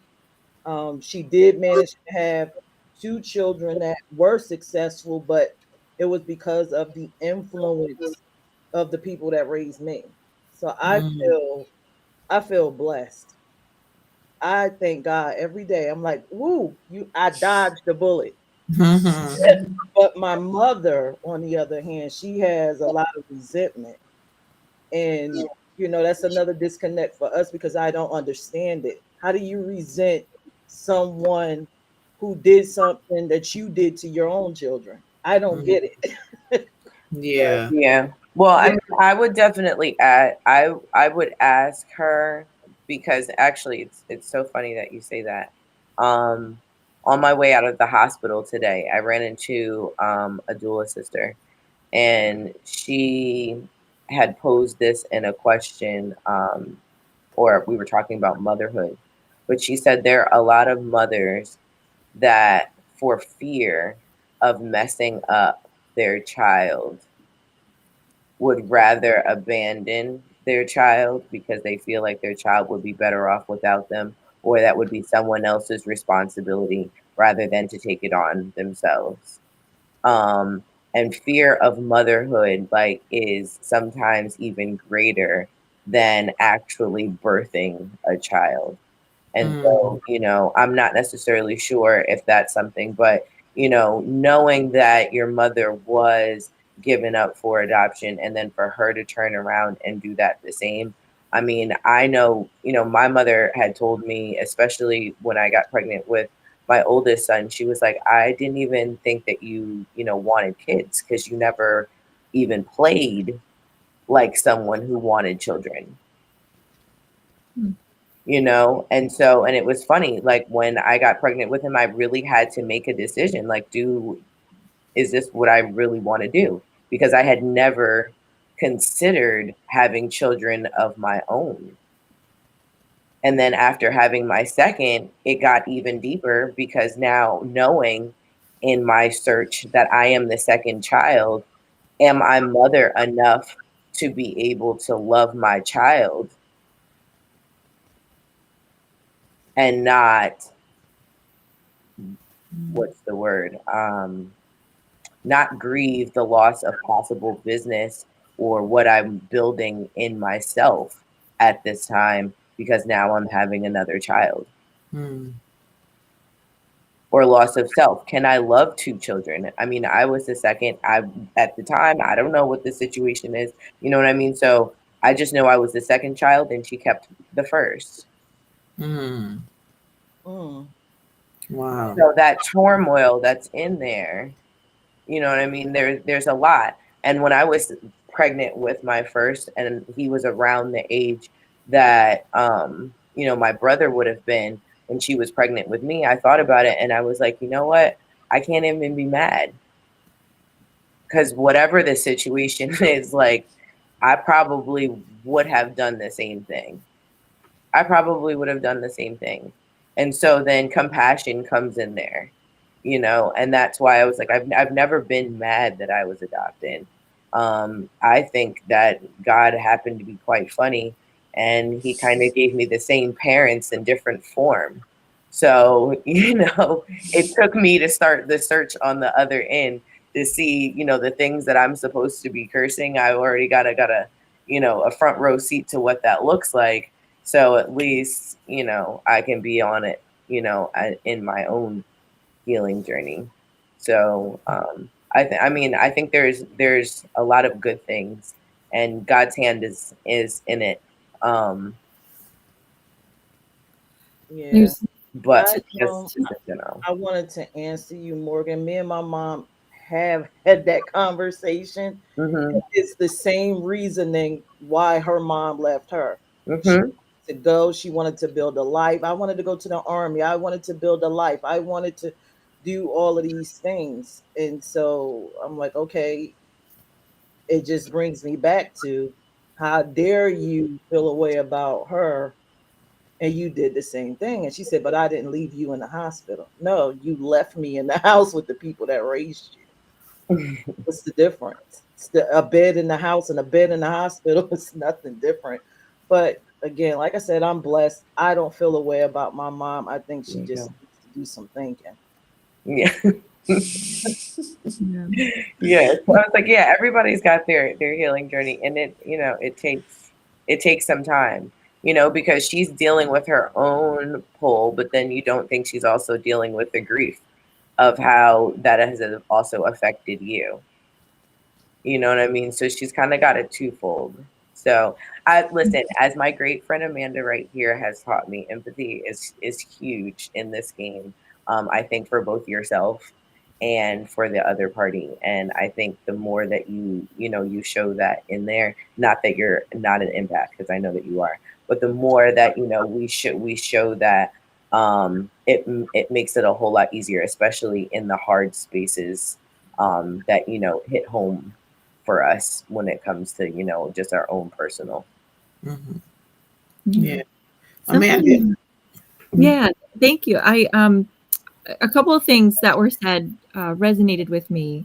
Morgan, something you said about onion, the layers made me think of that onion metaphor, and I feel like there's on a daily basis more layers or less layers to go through, and sort of like my outermost layer is just gratitude, like so much gratitude for how I came to be here and what I have been given, and the um, having the parents that I had, and being able to know my birth mother and know who she is and what she's overcome and the real resilience that she has um, in her life, and all of that. But then there's other layers. There's insecure layers. There's um, sort of that, like you said, Morgan, like always seeking validation. Um, and then something that Peach said resonated with me too, which was about breaking the cycle. Um, and knowing what I know now about my biological mother, and I don't want to speak. It's her story, so I can't tell her story, but she went through a really, really hard time after I was born. And what would that have happened if she had kept me? Maybe, maybe not. I don't know. Um, but I know that she had a daughter when she was 16. Um, and I think that I, knowing myself, and this is sort of a probably an overshare, I think I could have gone down that path as a teenager. I got my first tattoo when I was 14, to my parents' utter dismay, because they were, church-going Christians and brought us to Sunday school every Sunday, and were completely mortified when I admitted that I had done that. Um, and so I feel like there's this really, I don't know, when I know what I know about my birth mother's history, I feel like I very much could have gone down a difficult, very difficult road if I hadn't had the parents that I had guiding me, and giving me a very consistent, supportive life. Not that having a kid young is the end of the world. Obviously, many people do that and survive, and the kids turn out great, and all that. But it's a hard life. Um, and so my overwhelming feeling is gratitude, but obviously there's lots of layers of other stuff, and relationships, and fears, and all of that. And I think a lot of the relationships that I had, boyfriends and even friends, if things started to look like they were going south, I was the lever of those relationships. Um, and that's like probably something I should explore with my therapist. But I think the fear of rejection or whatever was too great, and I couldn't be on. It was very difficult to be on the receiving end of that. Wow. Well, anybody have any closing remarks. Like we are, I can't, the time always goes by just too fast for me. I want to really get more into this, but anybody else have We anything actually that have they one closing out, but yeah. say that again? I said we have one other thing closing out. I know we're like, Oh yeah, we're yes we do. like Yeah, we have one. fit in there. Were we ready? You said, yeah. Are we ready? Okay. Okay. Yeah, Peach, are you ready? I was like, yeah, we yes, we'll pull in one last one. Go ahead, Morgan. You take this. You take this. Yes. So I was like, this is my birth father. And so I wanted to bring on the panel from a birth parent's perspective, just a little touch on how, adoption affects from a birth parent standpoint, and even more differently, a father. Hello, everybody. My name is Jeff. I am proud to be Morgan's father. I knew that Morgan existed months before her mother admitted to me that she was even pregnant. That's how strong the bond is between she and I. 312 miles away from me, I knew that she existed. And the lengths that I was called by her grandmother at 5:30 in the morning, her mother's mother, 5:30 in the morning, saying, that she was pregnant and what are you going to do about it? And I was in New York the next day. I was living in DC. And me and her grandmother and her grandmother's mate talked for an hour before I even saw her mother, before her mother even came downstairs. And they said it was best that the baby was adopted. Morgan was adopted. Her mother had another child that was a son that was about one and a half, and she had a situation where she was working, and then she didn't have a contract, so she was laid off. So she was living with her mother and the baby, and her mother says, "Listen, we can't take care of two children." So I said, "Well, she's mine. Let me have her." And they decided against it. And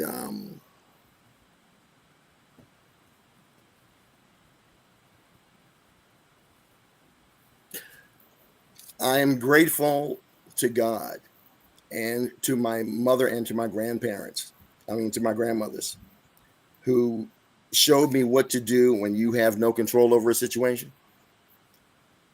Because if I had, I've never done anything to anybody that would make them want to do something to me, but the lengths that were gone through to hide the fact that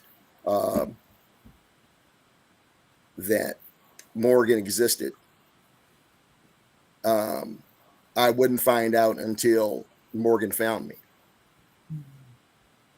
And which was again I only ask God for one thing, that I live long enough to meet my child.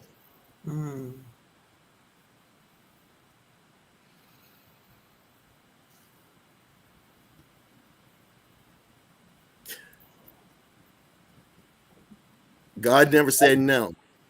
He said, wait. But he never said no. And it was the happiest day of my life.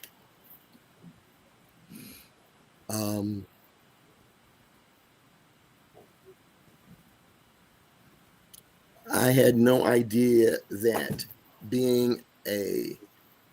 I had planned on being a father. I had told, when I found out that her mother was pregnant, I told the people that were most important in my life. That was my mother, my father, and my grandmothers. And they would always ask. They always asked about it. Jeff, what about that baby? What about that baby? I said, Grandma, I'm working on it. Me and the Lord, we're working on it. Okay. And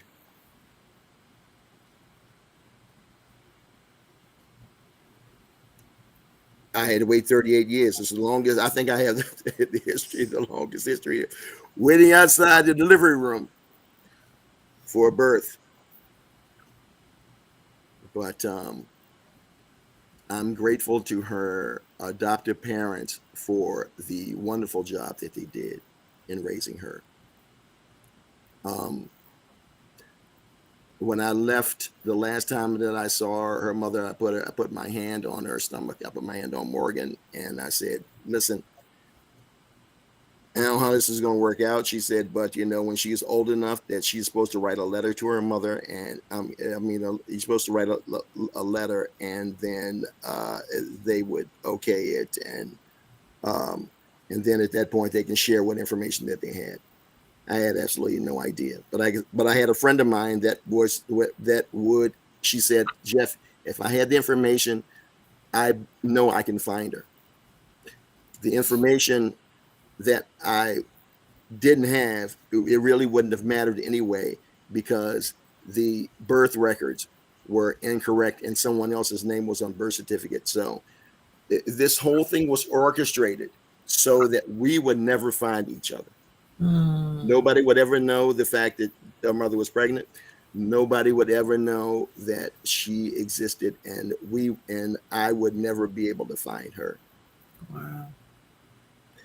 2 words, but God. Mm-hmm. Mm-hmm. So in his infinite wisdom, that, I did something right. I mean, I've raised a bunch of kids. I'm the oldest of 4. My mother is the oldest girl of 8, of 4 boys and 4 girls.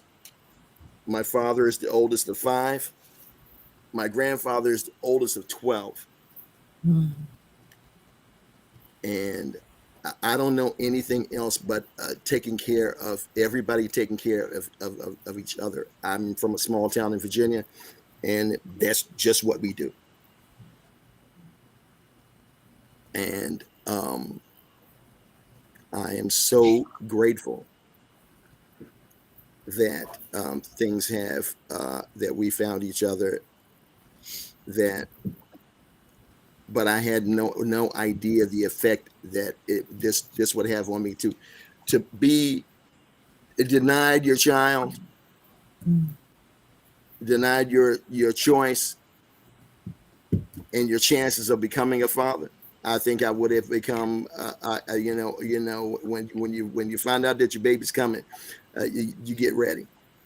And, and I was getting ready. I had everybody around me, and it was just like, "Jeff, well, listen, you're not the first, father to raise a child, and, and if you need some help, but however, I'm not the one carrying the kid.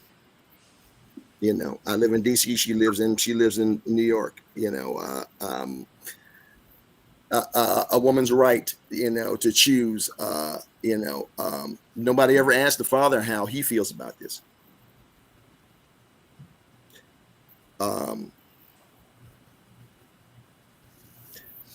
I think at the end, my buddy Peters used to say, he says, "Jeff, he says, God's going to ask you, what did you do with the ones that I sent you?" And I'm here with one of them right now, Catherine, who is also substituting as my tech. Come here and say hi, Catherine. And the relationship that Morgan has with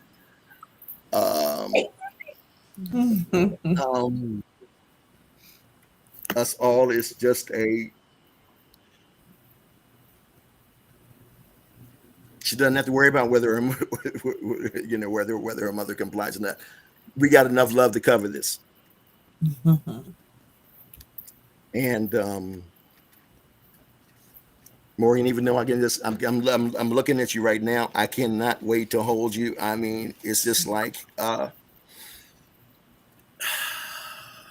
am so proud of you, and I am so blessed to be your dad, and she's giving me the gift of my grandsons. You know, she told me something that was just, I would never forget. She says, "My children are my only living relatives."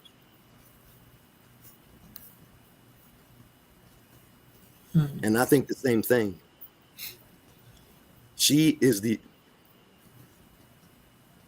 sorry, she is the only proof that I exist, Wow. that I ever existed. And I looked for her face in every little girl I saw for 38 years, wondering what she looks like, what her Christmases are like, where's her first day of school. I can say this because Catherine, I was there when, when she was born. I was there when her mother was born. I was there when all of my kids, when they were all born. I can't imagine not being there.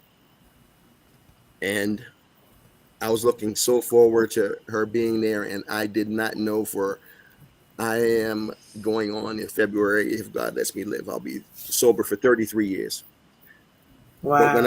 But when I was active, a lot of my addiction was behind the guilt of having a child in the world and not being able to find her.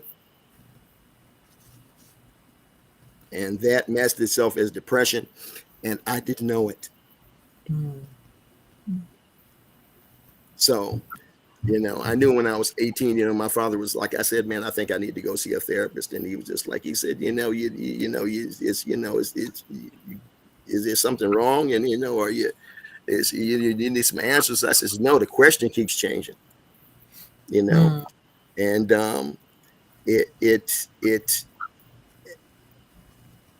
has everything to do with what you believe. And she is proof that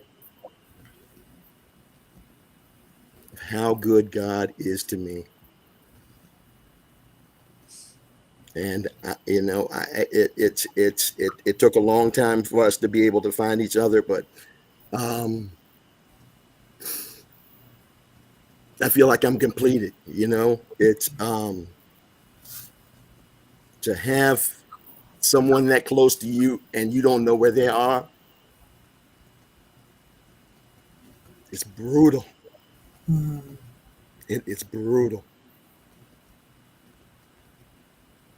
And it's like half of my heart is just hanging out there someplace else, and I don't even know where it is. And the only thing I can do is just cry and pray and pray and cry and cry and pray and pray and cry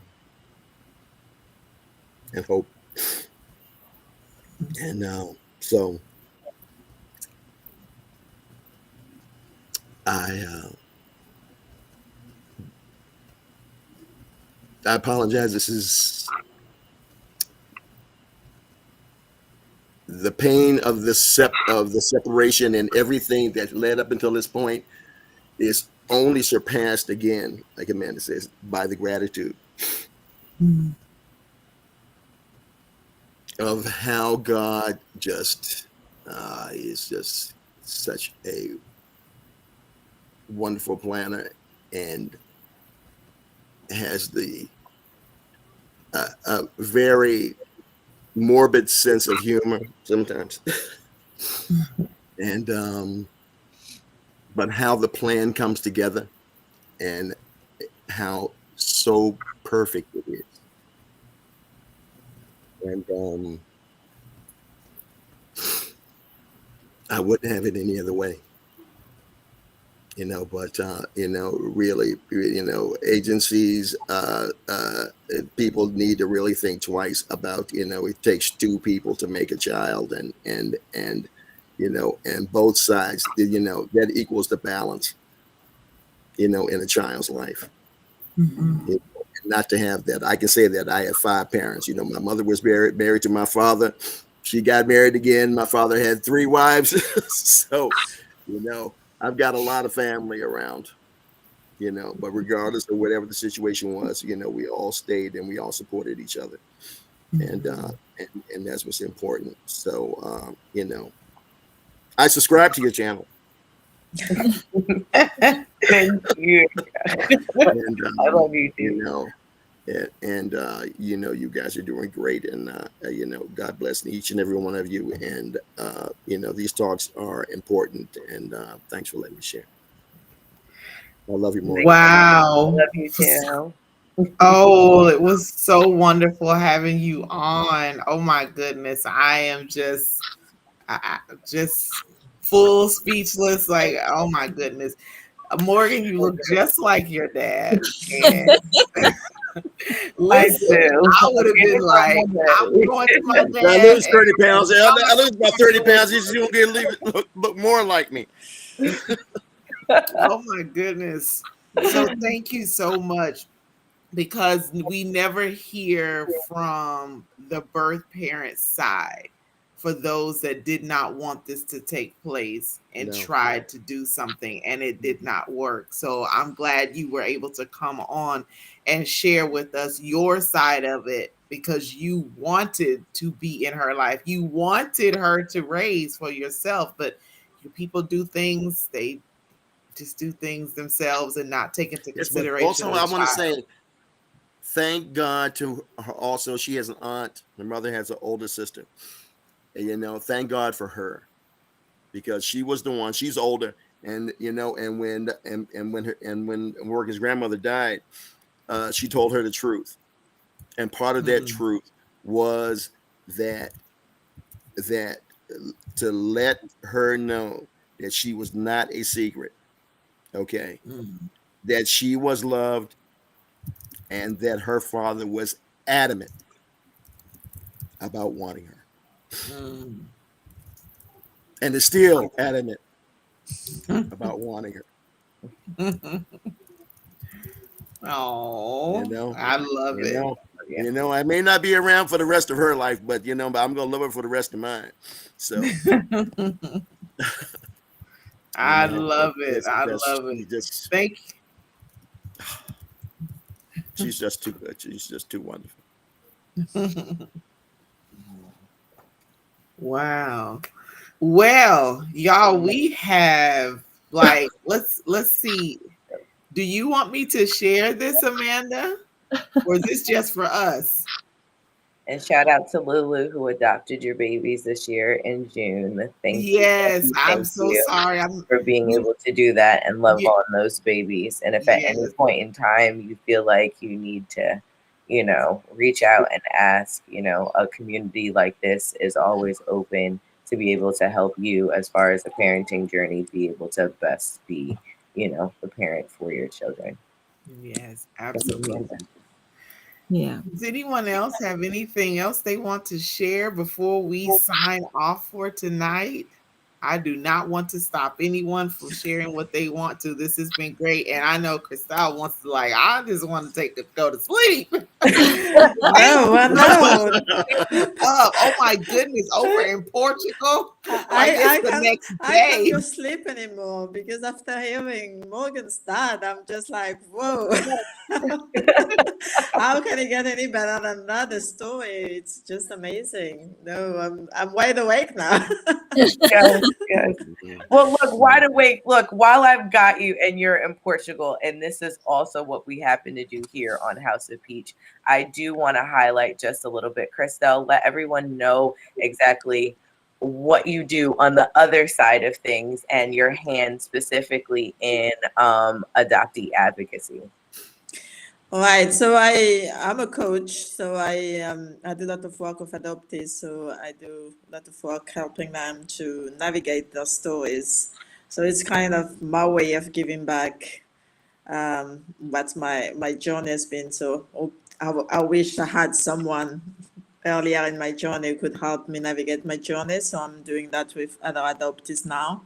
But I also got a podcast for Black adoptees that I interview. So I'm hoping Morgan will be coming on very soon on my podcast and come and share our journey. And you can bring your father along Sure, if you wish absolutely. to.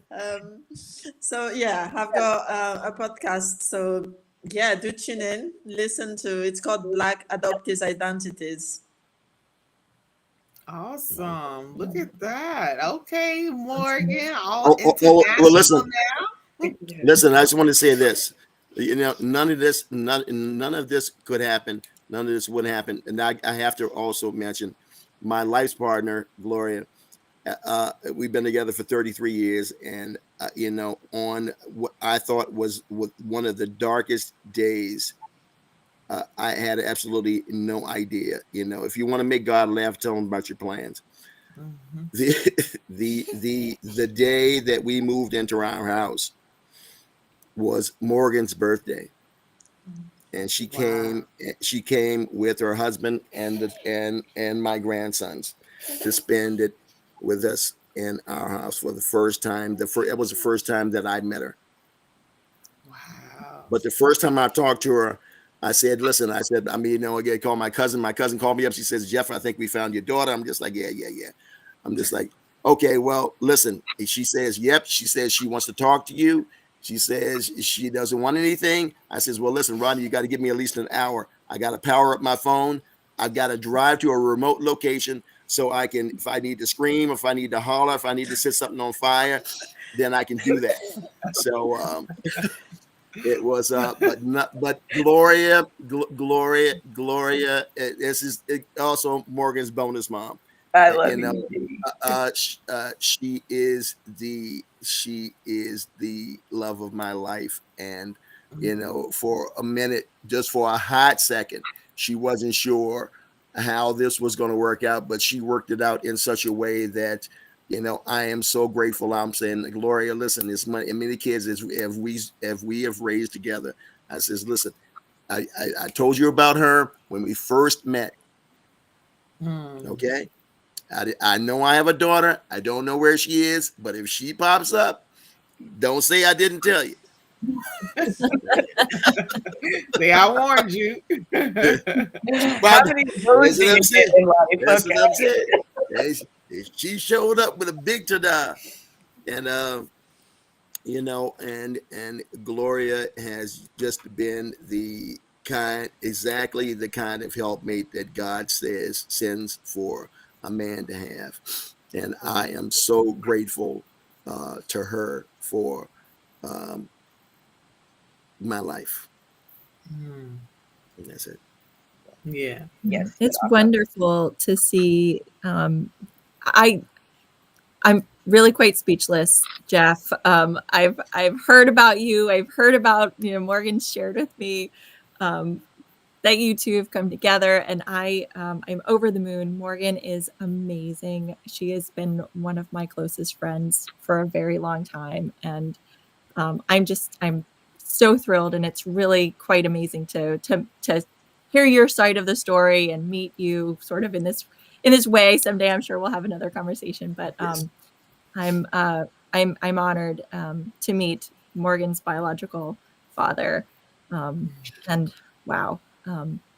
I wanted to also share that in this discussion about biological fathers, it's an interesting part of it, because the biological mother knows that they're having a child. The biological father doesn't always know about their biological children, and in my case, my biological mother isn't 100% sure who my biological father is.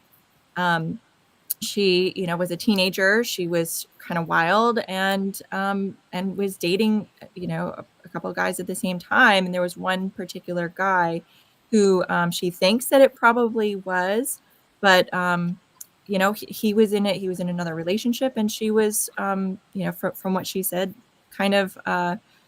She didn't want to ruin his life, not knowing for sure that it was his child. So, I have a biological father. I don't think he knows that I exist. And so I've never really wanted to, even before I knew my biological mother, I never really was very curious about him, and I don't know why. It just always was like too mysterious, I think, to comprehend, and it still is, quite frankly. I can't picture him. Sometimes I try to think like, okay, I have a picture of my birth mother now, and I can see like what traits I've inherited from her, but I wonder what, you know, physical traits or other traits I've inherited from him, and I do wonder about that. But yeah, I mean, that's a very interesting concept. But I'm so glad that you two connected, and that you are who you are, and Morgan is who she is, and I'm just so happy for you guys. Find this dude. Find this dude on Facebook. Your mom knows your mom knows what his name is. Okay, he knows what his name is. I don't care if it was 6 or 7 dudes. Okay, doesn't matter. Okay, look them all up, because I know if they're single, they're still dating. Okay, even if they aren't, they're probably on LinkedIn somewhere. You know, but you know, and listen, sometimes you can just, if it's anything like me and Morgan sends me stuff like, you know, your firstborn is the one that looks just like it. And so if that's the case, you'll be able to pick him out of a lineup. You know, because I have one sister, you know, and growing up, you know, when my parents were divorced, me and my dad lived together, but my sister would come to visit. When she came to visit, I left for the entire weekend. They needed their time together, you know. So, you know, a woman's got to have it. So, you know, so you know what I'm saying, dude. You know, mama ain't happy, ain't nobody happy. So, I feel you. So, you know, we got to keep them happy.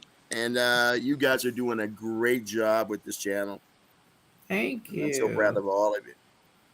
I got the best hostess. The best host. The best host. Yes, I love you. I agree. April. I appreciate you guys. I'm super excited. I'm glad that this went very well. As far as sharing from, you know, different perspectives, that was really what I wanted to do, and to really highlight adoptee voices. But then again, too, I, you know, personally thank you, Jeff, for being able to share your side of things. Especially because, like I said, one, we don't get to hear from fathers that much, but then also from a birth parent's perspective, and the other side of things. So I really do appreciate you, and especially last minute, forgive me. Anytime.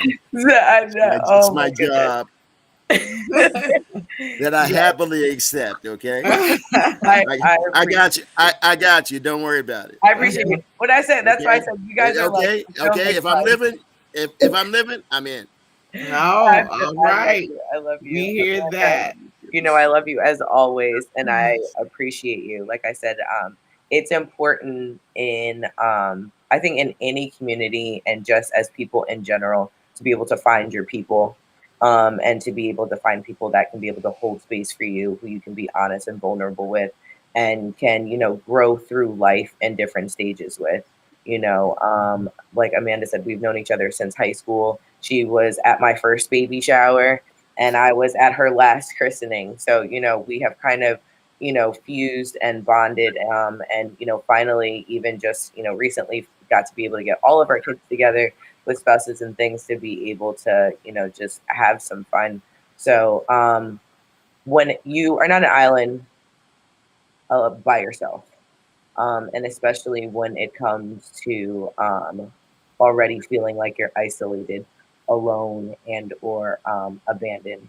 And so continue to find and seek out like-minded people, and in the space that you want to go.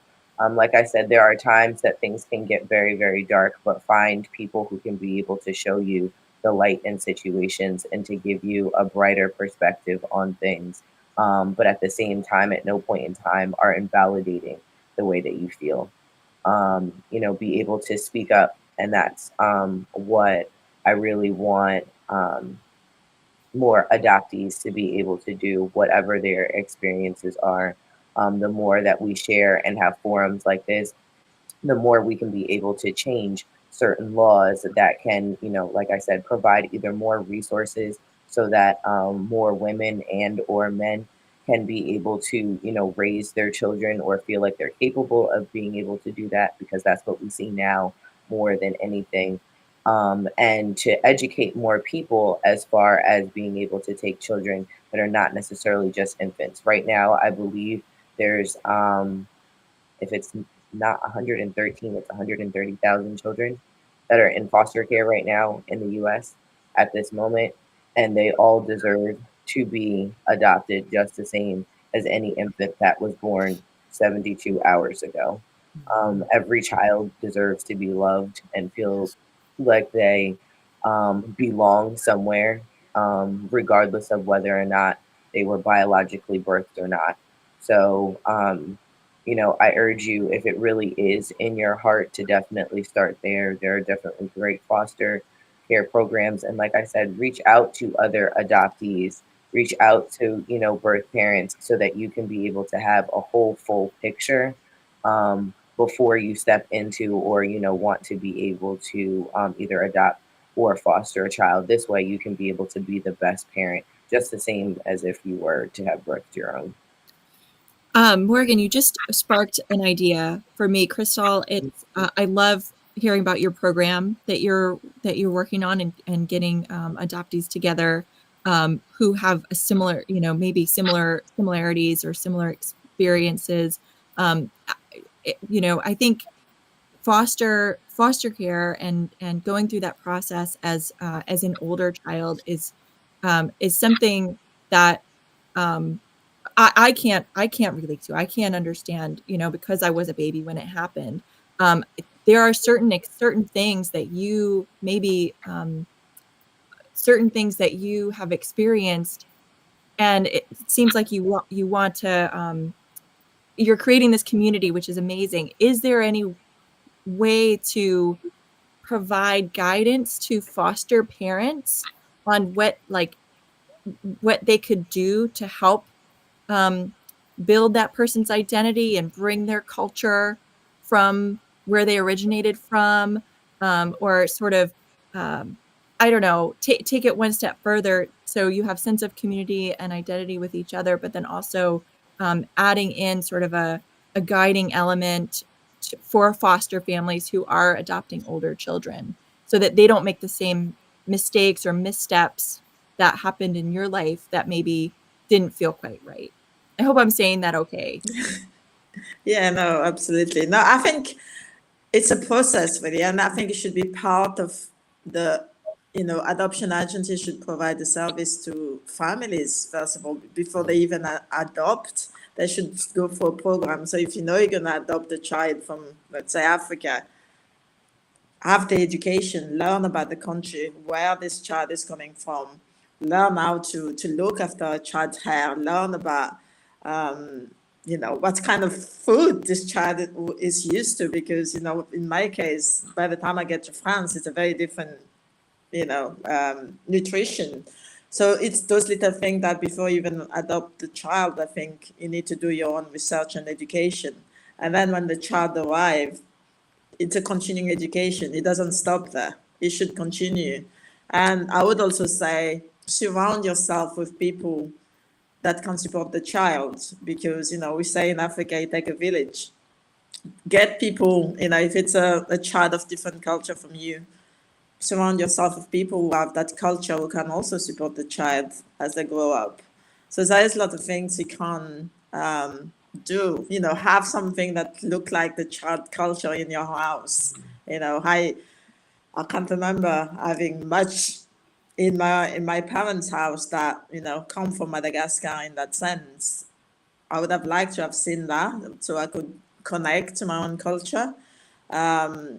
Yeah, I think it's just a continuing education, and I think the fact. I mean, it's difficult because people adopt and they already have their own life. Like my parents were living in a small village. A lot of adopted parents say they're not gonna uproot themselves to go somewhere else to have this community. But my question I always say to parents is, you are uprooting a child for their own culture. Why can't you uproot yourself? Why is the child who has to always have to be uncomfortable, why can't you move into a community where this child will feel a little bit more comfortable, where there's people who look like them? So it's just question, adoptive parents should ask themselves, what are they prepared to do and what they're not prepared to do when they adopt a child. And there's a lot of layers, I suppose. And, the other thing I always say when I do talk to adoption agencies, I think adoptive parents need to do the work as well, because parents adopt for all different reasons. And like adoptive children get triggered by things, adoptive parents get triggered as well by other things. So, for example, if a woman adopts because she can't have children, when that child decides, oh, I'm going to reconnect to my family, that's also a trigger I'm going to lose my child again. So if you have prepared yourself, done all the internal work before you adopt a child, I think it's really important. But again, adoption agencies should provide support to families from the start. It's not just down to families. I think it's a two-way process that should be. And some agencies are really good with it, but others no. It's not always consistent, and that is the issue. I agree. I think so. Because we've had foster children, as well as we've had also family, and those agencies already have everything in place, if nothing else, but to be able to guide. There was one group that we were part of that were grandparents raising grandchildren, and so they put everybody together. So the central place was the agency, and they gave us a room to be able to do whatever we need to be able to do, network, whatever we needed to do, in order to be able to get those type of like-minded people together, whether there are grandparents, whether they are service providers, or whether there are just people that just want to help, being able to get them together. But they have all of the paperwork. They know what the child is. They know how to be able to protect the child, so then therefore it's much easier for them to be able to facilitate that, even if they just got it together and says, listen, okay, you don't have to meet here. You can meet down at the fire hall, and they've already got a place for you, and this will be the place where you'll be, and then you can coordinate things, from there. But there's a whole lot of hands in adoptions, and everybody needs to be able to be responsible for their part of it. And some people don't want to be responsible for those things. However, the squeaky wheel gets the grease. If something happens that you don't like, and especially if you got kids because I've had a couple of kids that that I got when I was working with, and they were 16, 17, and and when you get a kid, once he gets like 13 years old, it can be a challenge, and especially if they are court involved. And there's so many kids out here, and not individual children, but I used to work for an agency that had there are multiple children, and they don't want to break them up. So you've got 2 or 3 siblings. They'll pay extra. They'll just whatever it is going to take in order for to be able to keep these kids together, in the same house. Then that's the family that we're going to look for in order to be able to do that. But I think that if I were to say anything, I would be able to say, deal with somebody who cares. You have to care. If you don't care, because if you're not doing your job, I don't care whether it's a butler or whether it's the guy that's waxing your car. If he stops caring about what they do, it just becomes a job. And people that are in child agencies, believe me, I've done the job. Okay, once you stop caring about people, then it's just a job. And where people are concerned, especially children, you don't have the luxury of doing that. So maybe you might want to find out, maybe you might want to get a detailing job, but this ain't it. Okay. Children's lives matter, and how we take care of each other does matter. So. Yeah, and I think it's important to to say that because I think on this panel today we all have good adoption, and there's times it's not always. There's so many cases where parents adopt and put it back into the system because it didn't Right. work out, and what does it do to the child? You've already got issues of rejection and abandonment, and then you get rejected the second time round, and that's a very, very difficult, and around that's one cause of the mental health with some of the adoptees. right. Because they don't have a stable place, and there is a lot going on, and like Morgan mentioned about there's 4 times the rate of adoptees committing suicide or attempting suicide is 4 times than non-adoptees, and we don't talk enough, I think, in those space again about that, and how adoption can be a business in itself as well. Yes. There's a lot Yes, going on. it's right. It's exactly right. It's exactly a very underhanded business. Okay, Yeah. and to where they're just and the also a lot of the state agencies also feel the same way. As long as as we are emptying a bed or filling a house or get a kid through the system, and then the kid ages out, and then now they're too old. Nobody wants them. They have no life skills. They have nowhere to go. And where did they go? And then you have to be really concerned about their mental and behavioral health. Yeah. Because those things are critical. And trust me, I don't care whether you're in the country or whether you're in New York City. That's what I'm saying. The first thing that when I first went to New York City for the first time in my life, I came in and I'm saying, this is where I would hate to be homeless. Would be here, while also in Chicago too. I've never been that cold in my life, but the having a child out on the street with no services and nowhere to go, it's bad for everybody.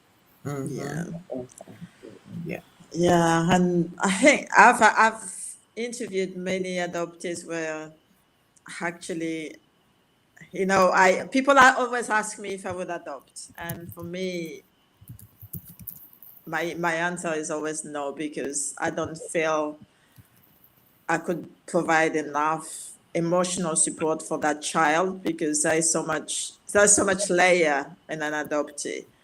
And I also see through the work I do and when I interview adoptees, how many are actually left in limbo. They don't have a birth parent, and they fell out with their adoptive family, so they're left just on their own. And I think that is quite heartbreaking, because the point of putting a child for adoption is for that child to find a loving family. But then when that breaks down, they're left by themselves. And what do we do then? I think that the question I always ask agency, what is there for when the adoption breaks down? And I don't think when the child is past 18 years old, there is not much support, because they're an adult and they're left to their own device. And I think that is one thing. I mean, we can talk a lot. There's a lot to talk about around it. Oh yeah. I have a question for everyone that's on here. Not to cut y'all off, just interesting. Would y'all have felt better if you were adopted into your own family and didn't know you were adopted, and then when you figured it out, it was your family anyway? Would that have been a better situation to have that parent give you to a family member and that family member never acknowledge you? Would that been a better experience? Well, that's kind of my brother's situation. He's a kinship adoption. And his father showed up all the time to every family function. And my heart used to hurt for him, because there's nothing like walking past your father and him not acknowledging you. Or acting like you were his nephew and not his son. And that was me from the outside looking in, but also still having an adoptee lens. So, personally, I can say that that definitely hurts more. And that has a lot to do with the relationship that the two of them have. And so, I mean, it's never okay to lie. Because here's the thing, we know, like, we know before we even know. So to lie about it is only going to make more of a thicker line of distrust, and where we feel like we can be able to 100% be ourselves or be vulnerable, because obviously you don't have what's necessary to just give me the basics about myself. I don't think a lot of people also know that, like, the history of adoption, and especially here in the United States. And it honestly came from a lady who, for a lack of a better way of explaining it, was stealing children and selling them off to other families. And she made a crap ton of money off of it until they caught up with her. And The once they Tennessee Children's Agency, right? say it again, yes, Was it the exactly. Tennessee Children's Agency? Yep. Exactly. I was like, and then, by then the government's like, oh, okay, that's how you did it, and now implemented it as something that's legal. And that's what we've been doing. So, being born in the 80s, I think after around the time Amanda and I were born, they started to stop doing closed adoptions because they were realizing the effect that it was having on adoptees. For me, the only way I technically would have been able to unseal my records was to be so deathly ill that I needed a bone marrow transplant. I technically, my birth certificates are fake. So if I wanted to run for governor, y'all are going to have to do more digging than you had to do for Obama. Yeah. At the same time, I've thought about this a lot, like the closed adoption versus open adoption stuff. I watched a boyfriend's sister go through an open adoption. She was a teenager in high school, had a baby, and I remember encouraging her to think about adoption. And I very openly shared my story and how I was adopted and I've had this great life and all of that. Um, and she did end up going through with the adoption. But it ended up being she wanted to do an open adoption so that she could still maintain a relationship with her son. But I watched, not the whole story, not the whole situation. That relationship ended up dissolving. We stayed friends for a while, but so I haven't seen the whole thing. I haven't seen them in a long time. But I remember in the very beginning, it was really, really hard for her to be around her biological son, and he was calling his parents mom and dad. And she's not an aunt. She's not a family friend. She's, this person came from her. And that was, I don't know from the son's perspective. He was too young when I knew them, but I know for her, it was heartbreak. Every single time they got together, her heart broke over and over again. And it was really hard for me to watch. And I don't know if that was better than a clean break, or not. But I've thought a lot about that over the years. Well, we have just the three that we have now. We have Catherine, who's 14, Xavier, who you didn't see, who's 13, and then Avery, who you may have seen, who is 7. Okay, that's Catherine's younger brother. Okay, these are our great nieces and nephews, but for all intents and purposes, to anybody else, these are my grandchildren. I was there when they were born, and they know their parents, regardless of how active or not active they are in their life. But we give them the option. I mean, just like, listen, you do the things that you're supposed to do, you act the way that you're supposed to act, and and you can see your kids.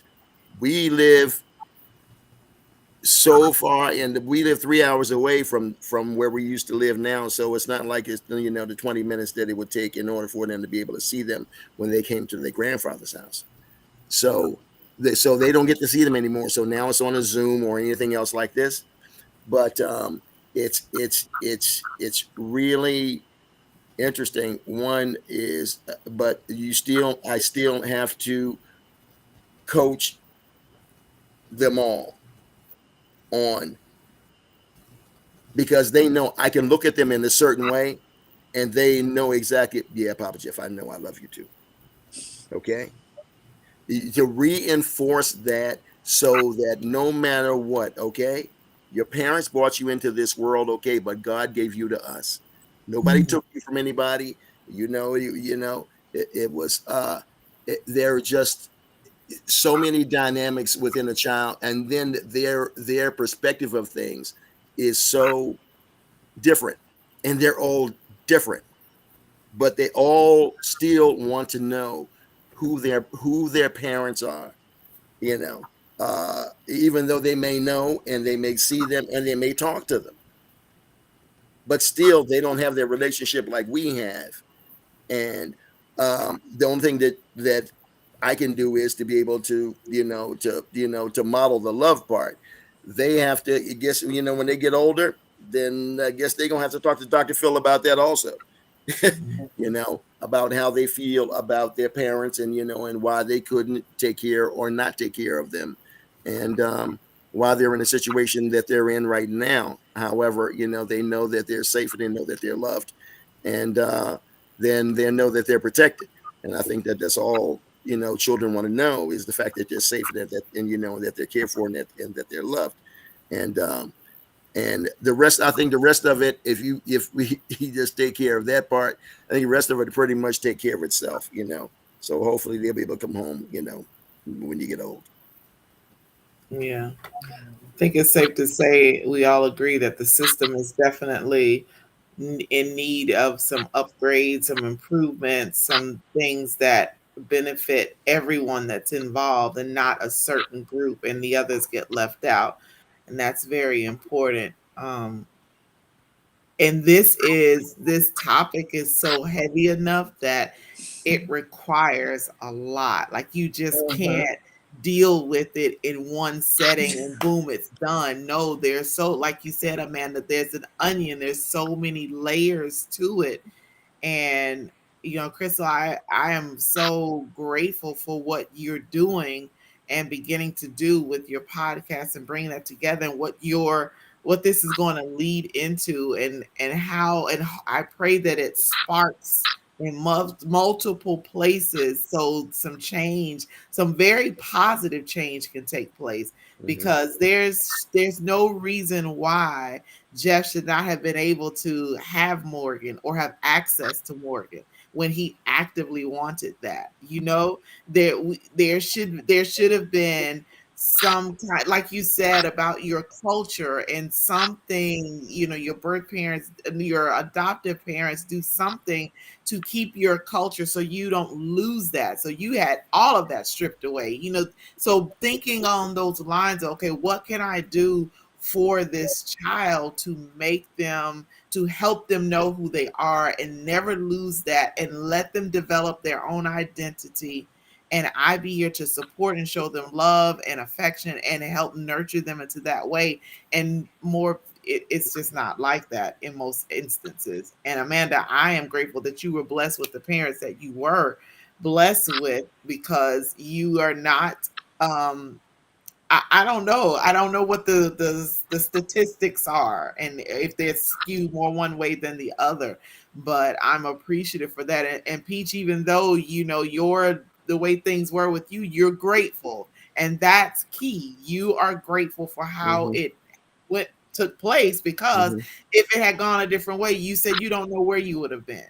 So they're all benefits and downsides to things, but the way that all of you have maneuvered through and become the incredible people that you are, I'm just happy to know y'all. I really am. Same. Oh, and we have like broke the time clock. Absolutely. Yeah, broke Score. Ding, ding, ding. But this was definitely necessary. And even though we did break the time clock, I would not have had it any other way. Jeff, you were an absolute great addition to this show. And I'm so happy. I was sitting here like fighting back tears, like, no, I'm not gonna cry. I'm not gonna cry.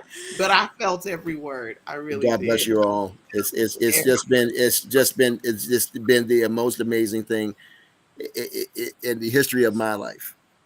You know, Wow. I am happy, as I'm saying. You know, it's like Prince said, is, you know, love is too weak to define just what she means to me. She is.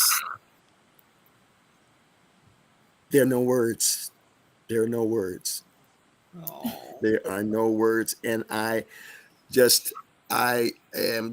speaking these words into the universe, that all parents will be able to find, and all children will be able to find their parents, regardless of whether they're here or not. We get, you know, to find out where they came from, to be able to belong. It matters. It matters. It matters. Absolutely. Yes. Absolutely. And that doesn't, it takes nothing away from what we were blessed with and given, to be able to go back and find out exactly where those roots are. It only makes us stronger people. You know, there's a nature and there's a nurture to every single side of things. And to be able to understand and appreciate both sides just makes everyone a more well-rounded individual. So Yeah, I always say, Morgan, it's not nature versus nurture. It's nature plus nurture. Very Right. true. Very It's the whole package. It's the whole package. Absolutely. Yes. Absolutely. You know, I would love to meet Morgan's adopted parents. You know, just to hug and kiss them too. It's just, you know, they're just we're just all, listen. We don't own children. We are just stewards. Okay. You know how we you know, they're going, you know, just like Johnny Appleseed. Some seeds fall on cement, some fall on fertile ground. I'm not responsible for, for what tree grows where. But however, you know, if you figure you throw enough seeds, you know, something's going to happen. And you ladies are just amazing, and God bless you all. Thank you. And G, kiss her for me, please. I love Yes. Done deal. Well, y'all, we have come to the end of our show. Thank you. Oh my goodness. You need to share this broadcast out with as many people as you can. They need to hear this. They need to see this. And we need it to get into our communities for change to take place from the voices of our great adoptees that came on. Thank you so much. All the way from Portugal. I feel so Yes. special that we're Good stuff. on. Oh my Good God. stuff. House of Peaches all over across the water. I think I'm going straight to breakfast. There you go. You might as well. You might as well. No, you need to get some sleep. And listen, I'm gonna plug it right now, seeing as though this is also going to be on my page. But listen, Christelle is hosting a retreat for adoptees. I am like super In Portugal. Yes. Destination Can I retreat. Can I pretend that I was adopted and come along?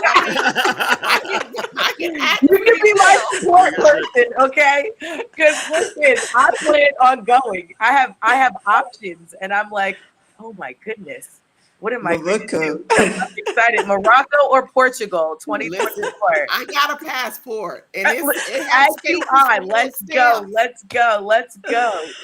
No, Peach, come on. Let's go. Oh She my said, is goodness, this for that would be agency only? amazing. Absolutely not. Absolutely not. So yeah, I just wanted to put that out and plug just in case Thank you. guys want Yes. to be able to get some more information. Black adoptee identities on IG, okay? And then you can follow the link there in the bio. Well, I'm just going to get the information from my own. Don't be surprised if I show up and you're like, what are you doing here? Adoptee today. For research. It's for research. Exactly. Yeah. Right. That's it, for research. All right, y'all. We have to close out for this evening, but join us again on next Tuesday at the same time on all of our channels. You just never know who and what we're going to talk about on our shows, but just know this, that it is going to be impactful. It is going to be heartfelt, and it's going to be inspiring. And we are here to change lives and to help you be better than you were yesterday. There's so many things that we can do in this world, in our communities. And we just like to think here at House of Peach that we have our own little piece of it in helping and doing the things to make change. So until next week at the same time, y'all tune in, share this out. Thank you so much for joining us. We'll see you next week. Have a good one. Thanks again, you guys. I love you. Beautiful. Bye. Okay, bye.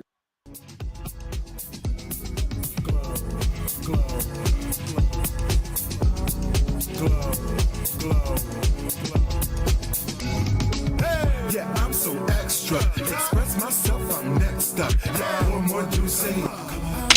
Coming up.